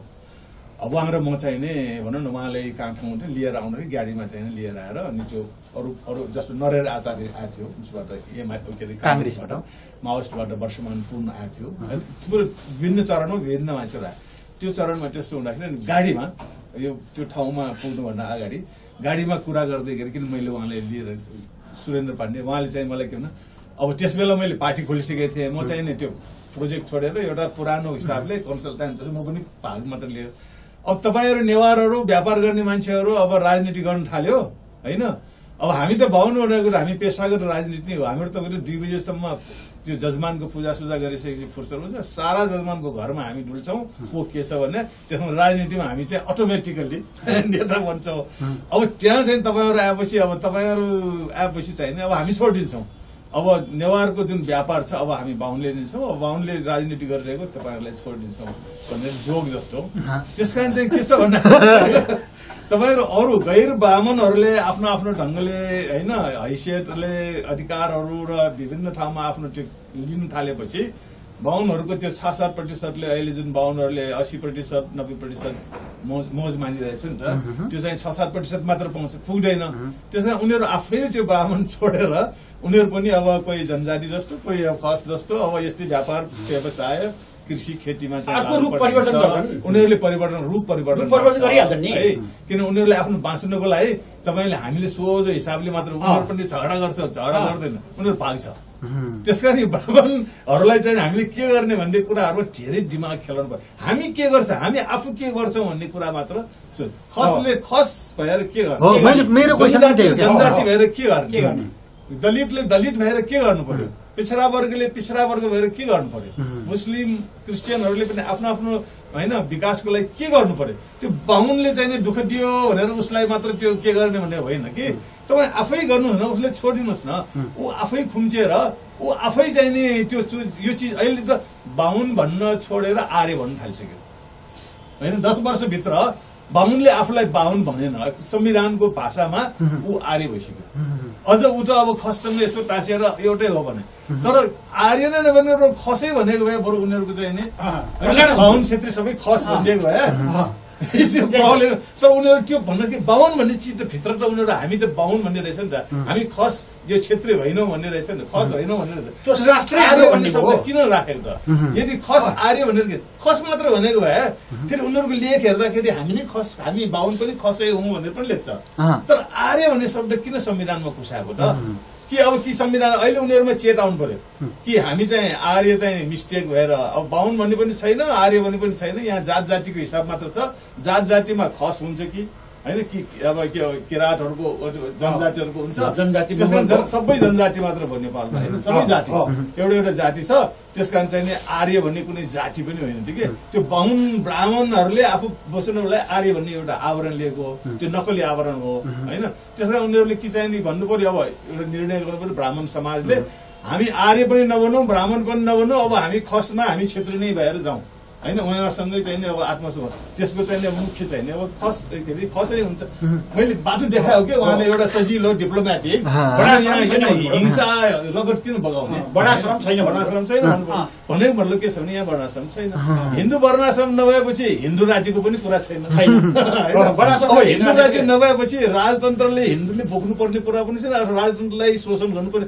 राजतन्त्र आफै आउँछ भने आफ्नै जनताको उसबाट आउँछ, जनताले नै कि राजतन्त्रले पनि ज्ञानेन्द्रले पनि पहिले जस्तै म ब्राह्मण क्षेत्री वैश्य शूद्र म चाहिँ अभिषेक गर्दाखेरि ब्राह्मणले अभिषेक गर्ने, क्षेत्रीले अभिषेक गर्ने, वैश्यले अभिषेक गर्ने, शूद्रले अभिषेक गर्ने। वैश्यले अभिषेक गर्दाखेरि नेवारबाट अभिषेक गराउने, शूद्रलाई अभिषेक गराउँदाखेरि गुरुङ मगरबाट अभिषेक गराउने, क्षेत्री र बाहुन त छँदैछ। त्यस कारण अब राजा बन्ने को हो त्यो गराउन मिल्यो त होइन? यसो गरौँ न, हाम्रो पनि राजा बन्न चाहने को हो पहिले त्यो थाहा। ज्ञानेन्द्र आफै राजा बन्ने उसले आफ्नो क्लियर स्टेटमेन्ट दिनु। अब म चाहिँ नि नेपालको यस्तो यस्तो यथार्थ रहेछ, मैले भुल गरेँ हाम्रो पुर्खाले होइन, हाम्रो अब नयाँ कुरामा हामी म चाहिँ राजा नै बन्न चाहन्छु, म यस्तो खालको राजा है जनताप्रति हाम्रो त्यो बाहुनको चाहिँ नि बाहुनले बोकेको राजा अथवा इन्डियाको जोगीको के भन्छ पाइतालमा परेर त्यो भनेको बाहुनले बोकेको राजा। बाहुनले बोकेको राजा जहिले चाहिने उसलाई फालिदिने, उही 3 जना बाहुनले उसलाई उसको श्रीपेज फुकालेर लातले हानेर डाँडा कटाइदिन्छ, फुटबल हानेकै हो। अब फेरि त्यो ज्ञानेन्द्रले फेरि बाहुनले मलाई राजा बनाइदिएला भनेर आशा गर्ने, त्यो जस्तो बाहुनको मन्त्रले चाहिँ के अरे अभिषेक गरेको देव शान्ति, अन्तरिक्ष शान्ति, पृथ्वी शान्ति, विश्वदेवा शान्ति, ब्रह्म शान्ति, सर्वशान्ति भनेको बाहेक जुनसुकै धर्मले पनि उसलाई गर्नु पर्यो क्या, जुनसुकै धर्म मान्नेले पनि। किराँतले किरा मुन्दुबाट गर्नु पर्यो होइन, अब माङको माङले गर्नु पर्यो, युमाको युमाले गर्नु पर्यो, मष्टको मष्टले गर्नु पर्यो, अब बुद्धको बुद्धिस्टहरूले गर्नु पर्यो। अब त्यस्तो किसिमको भयो भने एउटा थपनालाई के भयो, तर अब म चाहिँ एउटा वर्गले ल्यायो र म राजा बस्छु भने त्यो कल्पना नचितार्ने हुन्छ, उसको सिरिखुरी नै हुन्छ, सर्वस्व हुन्छ। ठिक छ आर्यन सर, तपाईँहरूको राज्यले पनि तपाईँहरूलाई एउटा एक किसिमले धेरै के भन्छ निहालेको छ पछिल्लो समयमा। तपाईँहरूको जुन सङ्गठन भव्य रूपमा एकदमै बृहत रूपमा बढिराखेको छ, भुसमा आगो सल्के जसरी होइन। अब तपाईँहरूको रोल चाहिँ के हुन्छ यो ब्राह्मणवादलाई ढाल्नको निम्ति, अथवा तपाईँहरूले आन्तरिक रूपमा के गरिरहनु भएको छ त, कसरी अगाडि बढ्छ त? अब सबैभन्दा पहिले किनभने तपाईँहरूले उठान गरेको मुद्दाहरू त एकदमै छ।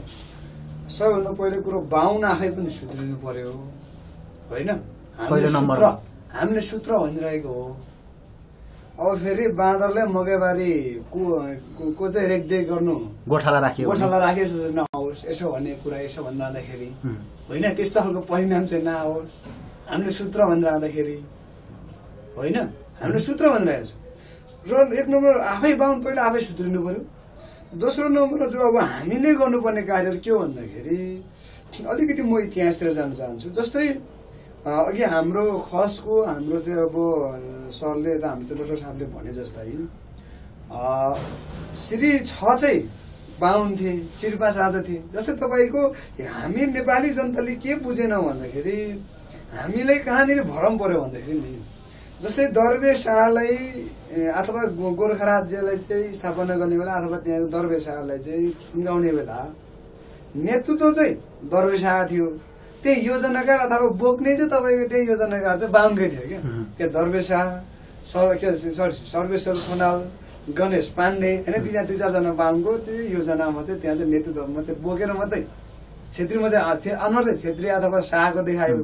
तर त्यहाँ ग्रामीण सारा कुरो बाहुनले बनाएको थियो क्या। र त्यसै गर्दाखेरि 2007 सालमा नेपाली जनताले परिवर्तन गर्नमा समानताको नाउँमा राणालाई देख्यो, राणा पनि फाल्यो। अब 45-46 को जनआन्दोलन पछाडि तपाईँको पञ्चायत पनि फाल्यो। अब तपाईँको 62-63 को 10 वर्ष जनयुद्ध र 62-63 को चाहिँ जनआन्दोलनको चाहिँ नेतृत्व अथवा त्यो जनआन्दोलनले राजा पनि फाक्यो। तर देश बन्नु त बनेन नि, देश जस्तोको त्यस्तै बनेर आयो क्या। झन् खतम भयो। त्यसको मेन कारण यो देशको विकासको बाधक, समृद्धिको बाधक, समानताको बाधक भनेकै मूलजर भनेकै बाहुनवाद हुन्छ। अब यो बाहुनवादलाई हाल्नुपर्छ भन्ने कुरो 1 नम्बरमा नेपाली जनताले बुझ्नु पर्यो होइन। नेपाली जनताले त सबैले त्यो बुझ्नु पर्यो। अनि त्यसको लागि चाहिँ अब हामीले गर्नुपर्ने कर्तव्यहरू के भन्दाखेरि बाहुनवाद सबभन्दा ठुलो कुरो चाहिँ यहाँको चाहिँ विकासवादको छ भन्ने कुरो बुझ्नु पर्यो।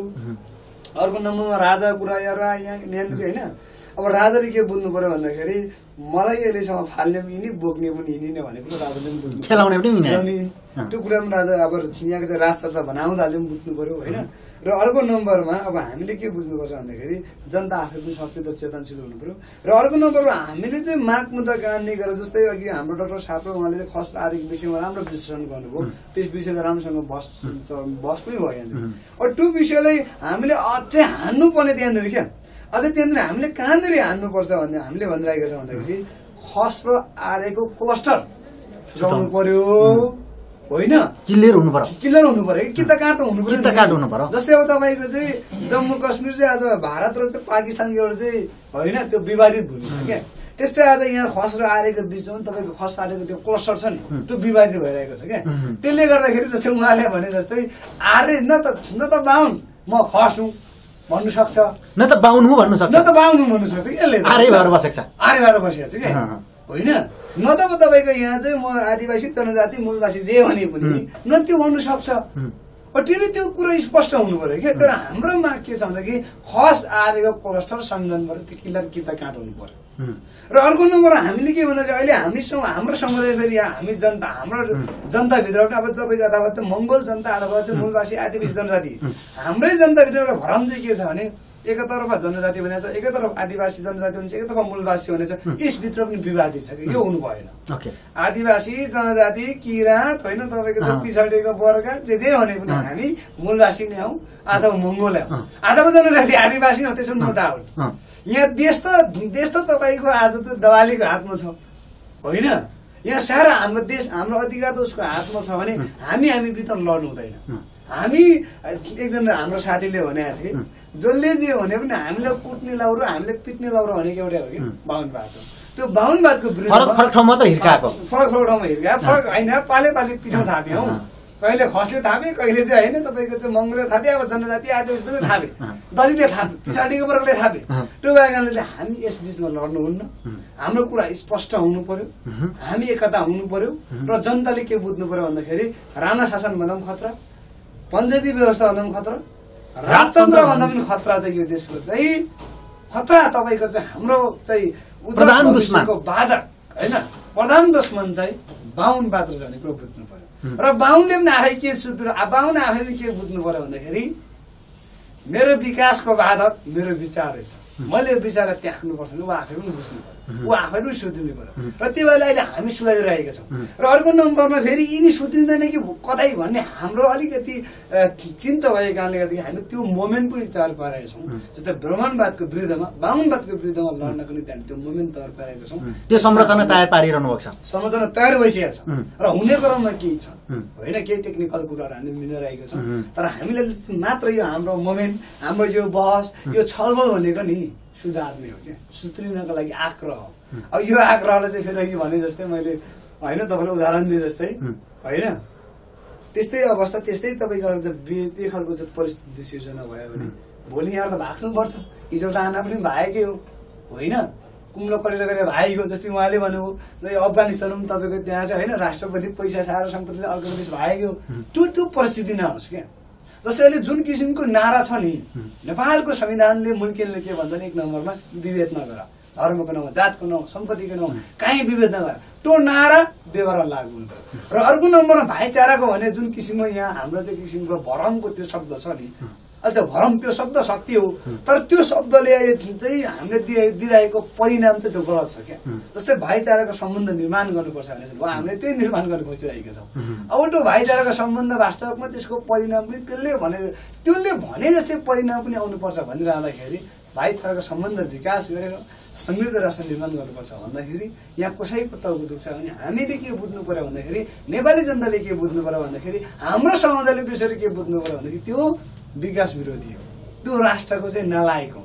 होइन, म तपाईँलाई एउटा कुरा जोड्न चाहन्छु। अघि थर्कबहादुर बस्नेत जो चाहिँ खस अभियन्ता हुनुहुन्छ, यदि राजतन्त्र र हिन्दू धर्म आएको खण्डमा मै हतियार उठाउँछु सबैभन्दा पहिला भन्ने कुरा उहाँले गर्नुभयो। त्यसमा त नो डाउट नो कन्फ्युज के तपाईँहरू पनि त्यो हतियार उठाउनेमा एकदम हुनुहुन्छ? त्यस्तो भयो भने यस्तो छ अझै पनि। अब अहिले त तपाईँहरू लोकतान्त्रिक प्रणालीद्वारा चाहिँ जुन पद्धतिद्वारा चाहिँ तपाईँले आफ्नो विरोधहरू जनाइरहनु भएको छ, सङ्गठन विस्तार गरिरहनु भएको छ, तर त्यो खालकै दमन र अत्याचार जो राणा शासनको कालमा भएको थियो अथवा पृथ्वीनारायण शाहको पालामा भएको थियो त्यो भएको खण्डमा के हुन्छ भन्ने खालको प्रश्न हो। यो दुनियाँमा तपाईँहरूले सरल भाषामा के बुझ्नु पर्यो भने, कसैले थिच्नु खोज्यो भने नि त्यसको प्रतिकार त त्यो त पशुले पनि गर्दैन भने, झन् त्यसै हामी त सामाजिक प्राणी भनिरहेका छौँ, चेतनशील प्राणी भनिरहेका छौँ होइन। पशुले पनि आक्रमण, तिनले चाहिँ हेप्नु खोजेर पशुले पनि आक्रमण गर्छ क्या। हुन्छ, दण्ड हुन्छ त्यस्तो भयो भने। तर किन मैले भने नि तपाईँहरू चुप लागेर बस्नुहुन्न। त्यो दण्ड हुन नदिनको लागि सबैभन्दा पहिलो कुरा सादा शत्रु चाहिँ चिन्नु कुरा दण्ड भएको क्रममा पनि। जस्तै यहाँ के भन्दा अभियन्ताको नाउँ हो क्या, क्रिस्चियन पनि राजावादीको आन्दोलन गएको छ अनि अलिकति यहाँनिर हामीले कन्फ्युज चाहिँ कहाँनिर यहाँले भरम पैदा कहाँ गरिदियो भने नि हिन्दू राजा छ के त्यो हामीले लेखिरहेको छौँ। अब यहाँ भरम यहाँ भरम चाहिँ किनले पैदा यो तपाईँको चाहिँ अब राजावादीहरूले होइन क्या, बाहुनवादी विचारलाई टिकाइराख्ने अनि यहाँको चाहिँ तमाम अहिन्दू मूलवासी मङ्गोल आदिवासी जनजाति दलित खस सबैलाई पेलिराख्नुपर्छ भने 2-4वटा जुन विचार बोकेको छ बाहुन छ नि बाहुनवादीहरूले, त्यो बाहुनवादीले के भरम पैदा गरिदिएको छ भने नि लोकतन्त्र फेल हो, संहिता फेल भयो भन्छ क्या। तर हामी नेपाली जनताले के बुझ्नु जरुरी छ भने नि यहाँ असली लोकतन्त्रवादीले अथवा असली धर्मनिरपेक्षवादीले देश चलाएको छैन नि। अब केपी ओली भन्नुहोस् त, हिजो राजाकै पाउ पढेर हिन्दू राज्य नै हुनुपर्छ हजुर भन्दै चाहिँ नेपालमा तपाईँको लोकतन्त्र संहिता धर्मनिरपेक्ष आउनु भनेको त बेलुका चाहिँ अमेरिका जानुपर्छ भन्ने मान्छेले यहाँ चाहिँ लोकतन्त्रमा देश कार्यकारी प्रधानमन्त्री भएर देश चलाएको बेला यहाँ लोकतन्त्र चाहिँ असफल हुन्छ त होइन? यो असफल हुन्छ नि हो, लोकतन्त्र यहाँ असफल भएकै हो, तर हुनुको कारण भनेको बाहुनवादी हो। अब असली लोकतन्त्रवादी भनेको यहाँ जस्तै खसहरू हुनुहुन्छ, हामीहरू छौँ अहिले यहाँको जो तपाईँको बाहुनवादबाट पेलेका थिचिएका हेपिएकाहरू छन् ती असली लोकतन्त्रवादी हुन्, ती असली धर्मनिरपेक्षवादी हुन्, ती सचेत हुनु पर्यो र एकता हुनु पर्यो र यो बाहुनवादलाई ढाल्नको निम्ति हामी सबैजना सहकारिता गर्नु पर्यो। यहाँ राजाको त्यो भरम पैदा गरेर यहाँ चाहिँ राजाले के भन्छ लोकतन्त्रले लुट्यो लोकतन्त्र मचायो त्यो सबै अफवाह हो, त्यो भरमको खेती हो, त्यो भरम मात्रै हो। असली लोकतन्त्रवादले देश चलाउनुपर्छ र हामीले सबैजना मिलेर भाइचाराको त्यो सम्बन्ध निर्माण गरेर अघि बढ्नुपर्छ भन्ने हाम्रो अभियान हो। अब यो अभियानले हेप्नु खोज्यो थिच्नु खोज्यो भने अघि मैले पशुको चाहिँ उदाहरण दिएँ त्यस्तै हुन्छ। हस् धन्यवाद। ओके डाक्टर साहब, एकदमै मूल्यवान समय तपाईँहरू उमेरमा 20 वर्षको अन्तर हुनुहुँदो रहेछ मैले हिसाब गर्दाखेरि होइन डाक्टर। त्यसमा सबैभन्दा ज्येष्ठ चाहिँ डाक्टर साहब हुनुहुँदो रहेछ, त्यसपछि हाम्रो थर्कबहादुर बस्नेत जो खस अभियन्ता हुनुहुँदो रहेछ, त्यसपछिबाट हाम्रो आर्यन सर 20 वर्षको अन्तर हुनुहुँदो रहेछ। यो तिनैजनाको एउटा जेनेरेसन एउटा मिठो बहस भयो। अन्तमा मैले सोध्नु छुटाएको र डाक्टर साहबले भन्नु छुटाएको के कुरा छ डाक्टर साहब?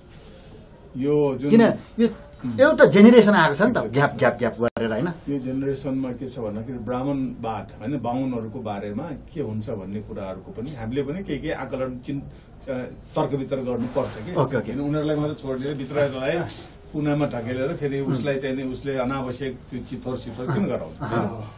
उसलाई उसको भविष्य के हुन्छ त यस्तै चलिरह्यो भने उसले अझ बढी जालजेल गरेर जान थाल्यो उसको भविष्य के हुन्छ भन्ने कुरा डाक्टर साहबले त जहिले हिटलरको उदाहरण दिनुहुन्छ एक्ज्याक्टली तपाईको अहिले नेपाल भनेको हिटलर उडाउने बेलाको चाहिँ नि जर्मनमा जे छ स्थिति अहिले नेपालमा त्यही जहिले हो भन्नुहुन्छ ठ्याक्कै किनभने तपाईँ हिटलरको एटम बम जस्तो भएको छ नेपाल हिटलरको त्यो उसको आत्मकथा छ माइन क्याम्प उसले नाजी पार्टी बनाउँदाखेरि उसले जुन गरेको सङ्घर्ष छ त्यसको कथा हो त्यो दोस्रो विश्वयुद्धको कथा छैन उसले यहुदी मेरो जीवनको सङ्घर्ष उसको सङ्घर्ष तर उसले पार्टी किन बनायो नाजी पार्टी किन बनायो भन्दाखेरि त्यहाँ यहुदीहरूले अत्याचार गरेको हुनाले त्यो यहुदीहरूलाई चाहिने राजनीतिबाट फाल्नको लागि चाहिँ उसले राजनीतिक विषय भएको राजनीतिक पार्टी खोलेर उसले त्यहाँ प्रवेश गर्यो र उसले के गर्यो त भने त्यो किताब पढ्यो भने त्यहाँ यहुदीहरूले जे गरे थियो अहिले नेपालमा बाहुनहरूले त्यही गरेर जर्मनमा यहुदीहरू चाहिने जर्मन होइन यहुदीहरू है उनीहरू पनि यहाँ बाहुनहरू जसरी बाहिरबाट आएर यहाँ बसे जस्तै भारतमा बसे जस्तै त्यस्तै हो र हिटलरले के भनेको छ भने जर्मन त्यहाँको जर्मनलाई साँच्चैको जर्मनहरूलाई चाहिँ दोस्रो दर्जाको ऊ बनाएछ यहाँ जसरी खस जनजातिहरू आर्मीमा छ त्यहाँ पनि जर्मनहरू चाहिँ आर्मीमा रहेछ तर राजनीतिक पार्टी सरकार शिक्षा संयन्त्र सञ्चार संयन्त्र है अनि सम्पत्ति हैन 500 भनौँ न सम्पत्ति सारा उद्योगपतिहरू सबै उनीहरू छ अहिले यहाँ बाहुनहरू आइरहेछ होइन बिस्तारै अहिले बाहुनहरू नै यहाँ नेपालको ब्याङ्कहरूको सबैको चाहिने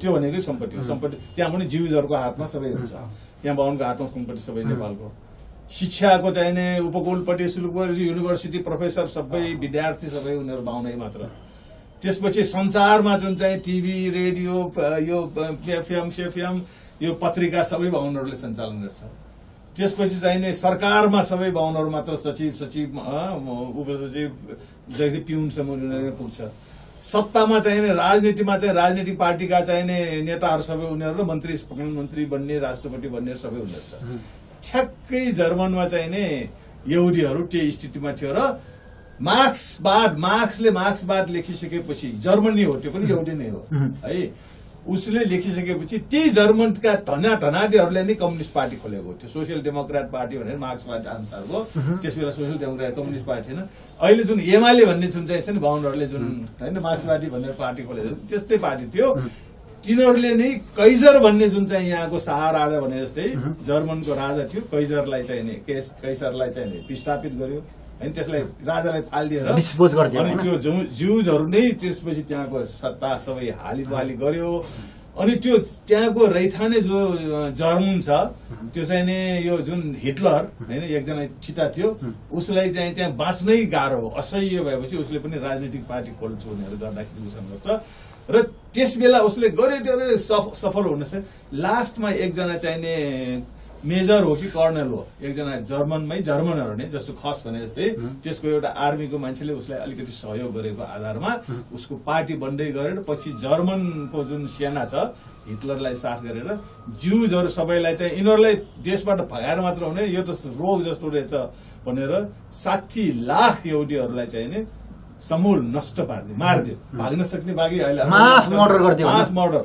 60 लाख अब यहाँ नेपालमा पनि कति छ त भन्दाखेरि 13 त्यहाँ 39 अब हुन त 20-25 लाख चाहिँ मात्र हो बाहुनहरू ब्राह्मणहरू ठ्याक्कै जर्मनको सिचुएसन त्यहाँ जर्मनमा पनि यहुदीहरू 10% थियो पपुलेसनको यहाँ 12% हुन्छ तर रियल 12% छैन ठ्याक्कै त्यसकारण उहाँहरू ब्राह्मणहरूले नै सतर्क हुनुपर्ने स्थिति छ यो धेरै लोभ गरेर लोभी भएर सारालाई चाहिँ दुःख दिएर आफू मात्र खाउँ लाउँ होइन राज गरौँ भन्न थाल्यो भने कुनै दिन चाहिने जसरी चाहिने त्यहाँको एउटा जर्मन आर्मीको एकजना कर्नेलले चाहिँ त्यो हिटलरलाई सभाले यहाँको जुन आर्मीमा पनि खसहरू र जनजातिहरू मगरहरूकै छ नि बढी त्यहाँभित्र सल्क्यो र अहिलेको राजा जो चाहिँ छ राजा नभए पनि जोसुकै राजै आए पनि केही फरक पर्दैन के तर त्यसले चाहिँ बुझ्नु पर्यो कि फेरि उही अघि भने जस्तै फेरि राजाले चाहिँ नपाउनेसम्म यस भने पाएपछि फेरि बाहुनलाई नै पोस्ने भयो भने त त्यो राजा त छन् पछि त इङ्ल्यान्डमा त्यो जर्ज पञ्चमलाई होइन मारे जस्तै मारिदिनु भयो यहाँ त अहिले त राजा नेपालीहरू त राम्रो रहेछ राजाले त के गरेछ फ्रान्समा हैन जुन हत्या भयो हैन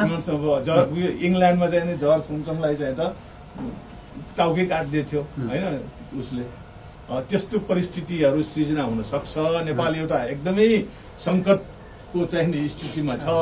तर त्यसमा ब्राह्मणहरूले आफ्नै होइन वंशको चाहिँ अथवा आफ्नै समुदायको सेक्युरिटीको लागि पनि अरू जस्तै खस जस्तै मात्र भन्ने हाम्रो गुरुङ मगर राई लिम्बू अथवा जनजाति जस्तै यहाँ पैसा त्यो हैसियतमा सबैले बाँडीचुँडी खाउँ सबैले होइन अब एक दुई टुक्रा यताउता होला त्यो आफ्नो ठाउँ। तर साराका सारा लोभ भएर अरू कसैलाई केही खान नदिने मार्ने मरेर जाओस् खान नभएर म मात्र यहाँ ढलिमाई गरौँ भने भयो भने त एकदम ब्राह्मणहरूलाई चाहिँ हामीले नै केही गर्नै पर्दैन के उनीहरू आफै। तर त्यस्तो सुध्रिएन भने जर्मनमा जुन हिटलर उदय भएर 60 लाख यहुदीहरूलाई चाहिँ नि मारिदियो होइन त्यो स्थिति नआउला भनेर भन्न सकिँदैन भन्ने कुरा हामी चाहिँ एउटा सचेत गराउने काम चाहिँ हाम्रो। ओके, अन्तमा तपाईँको के कुरा छ? मेरो त केही छैन, डाक्टर साहबले भनिसक्नुभयो, अब यति नै हो। डाक्टर साहबले चाहिँ न त्यही छ मेरो। ओके, अब सबैजना अगाडि बढौँ, मिलाउँ, देश बनाऊ भन्दा अघि बढौँ होइन। यसो भन्दै गर्दाखेरि यो शब्दले कसैले पोल्छ भने देश बनाऊ भन्दाखेरि अब त्यो बुझ्नुहोस् अथवा जनताले आफैले मूल्याङ्कन गर्नुहोस्, आम हामी चाहिँ नागरिकले मूल्याङ्कन गर्नुहोस् होइन। यति नै भन्छ। हस्, धन्यवाद। हस्, तिनैजनालाई समय संवादको निम्ति धेरै धन्यवाद।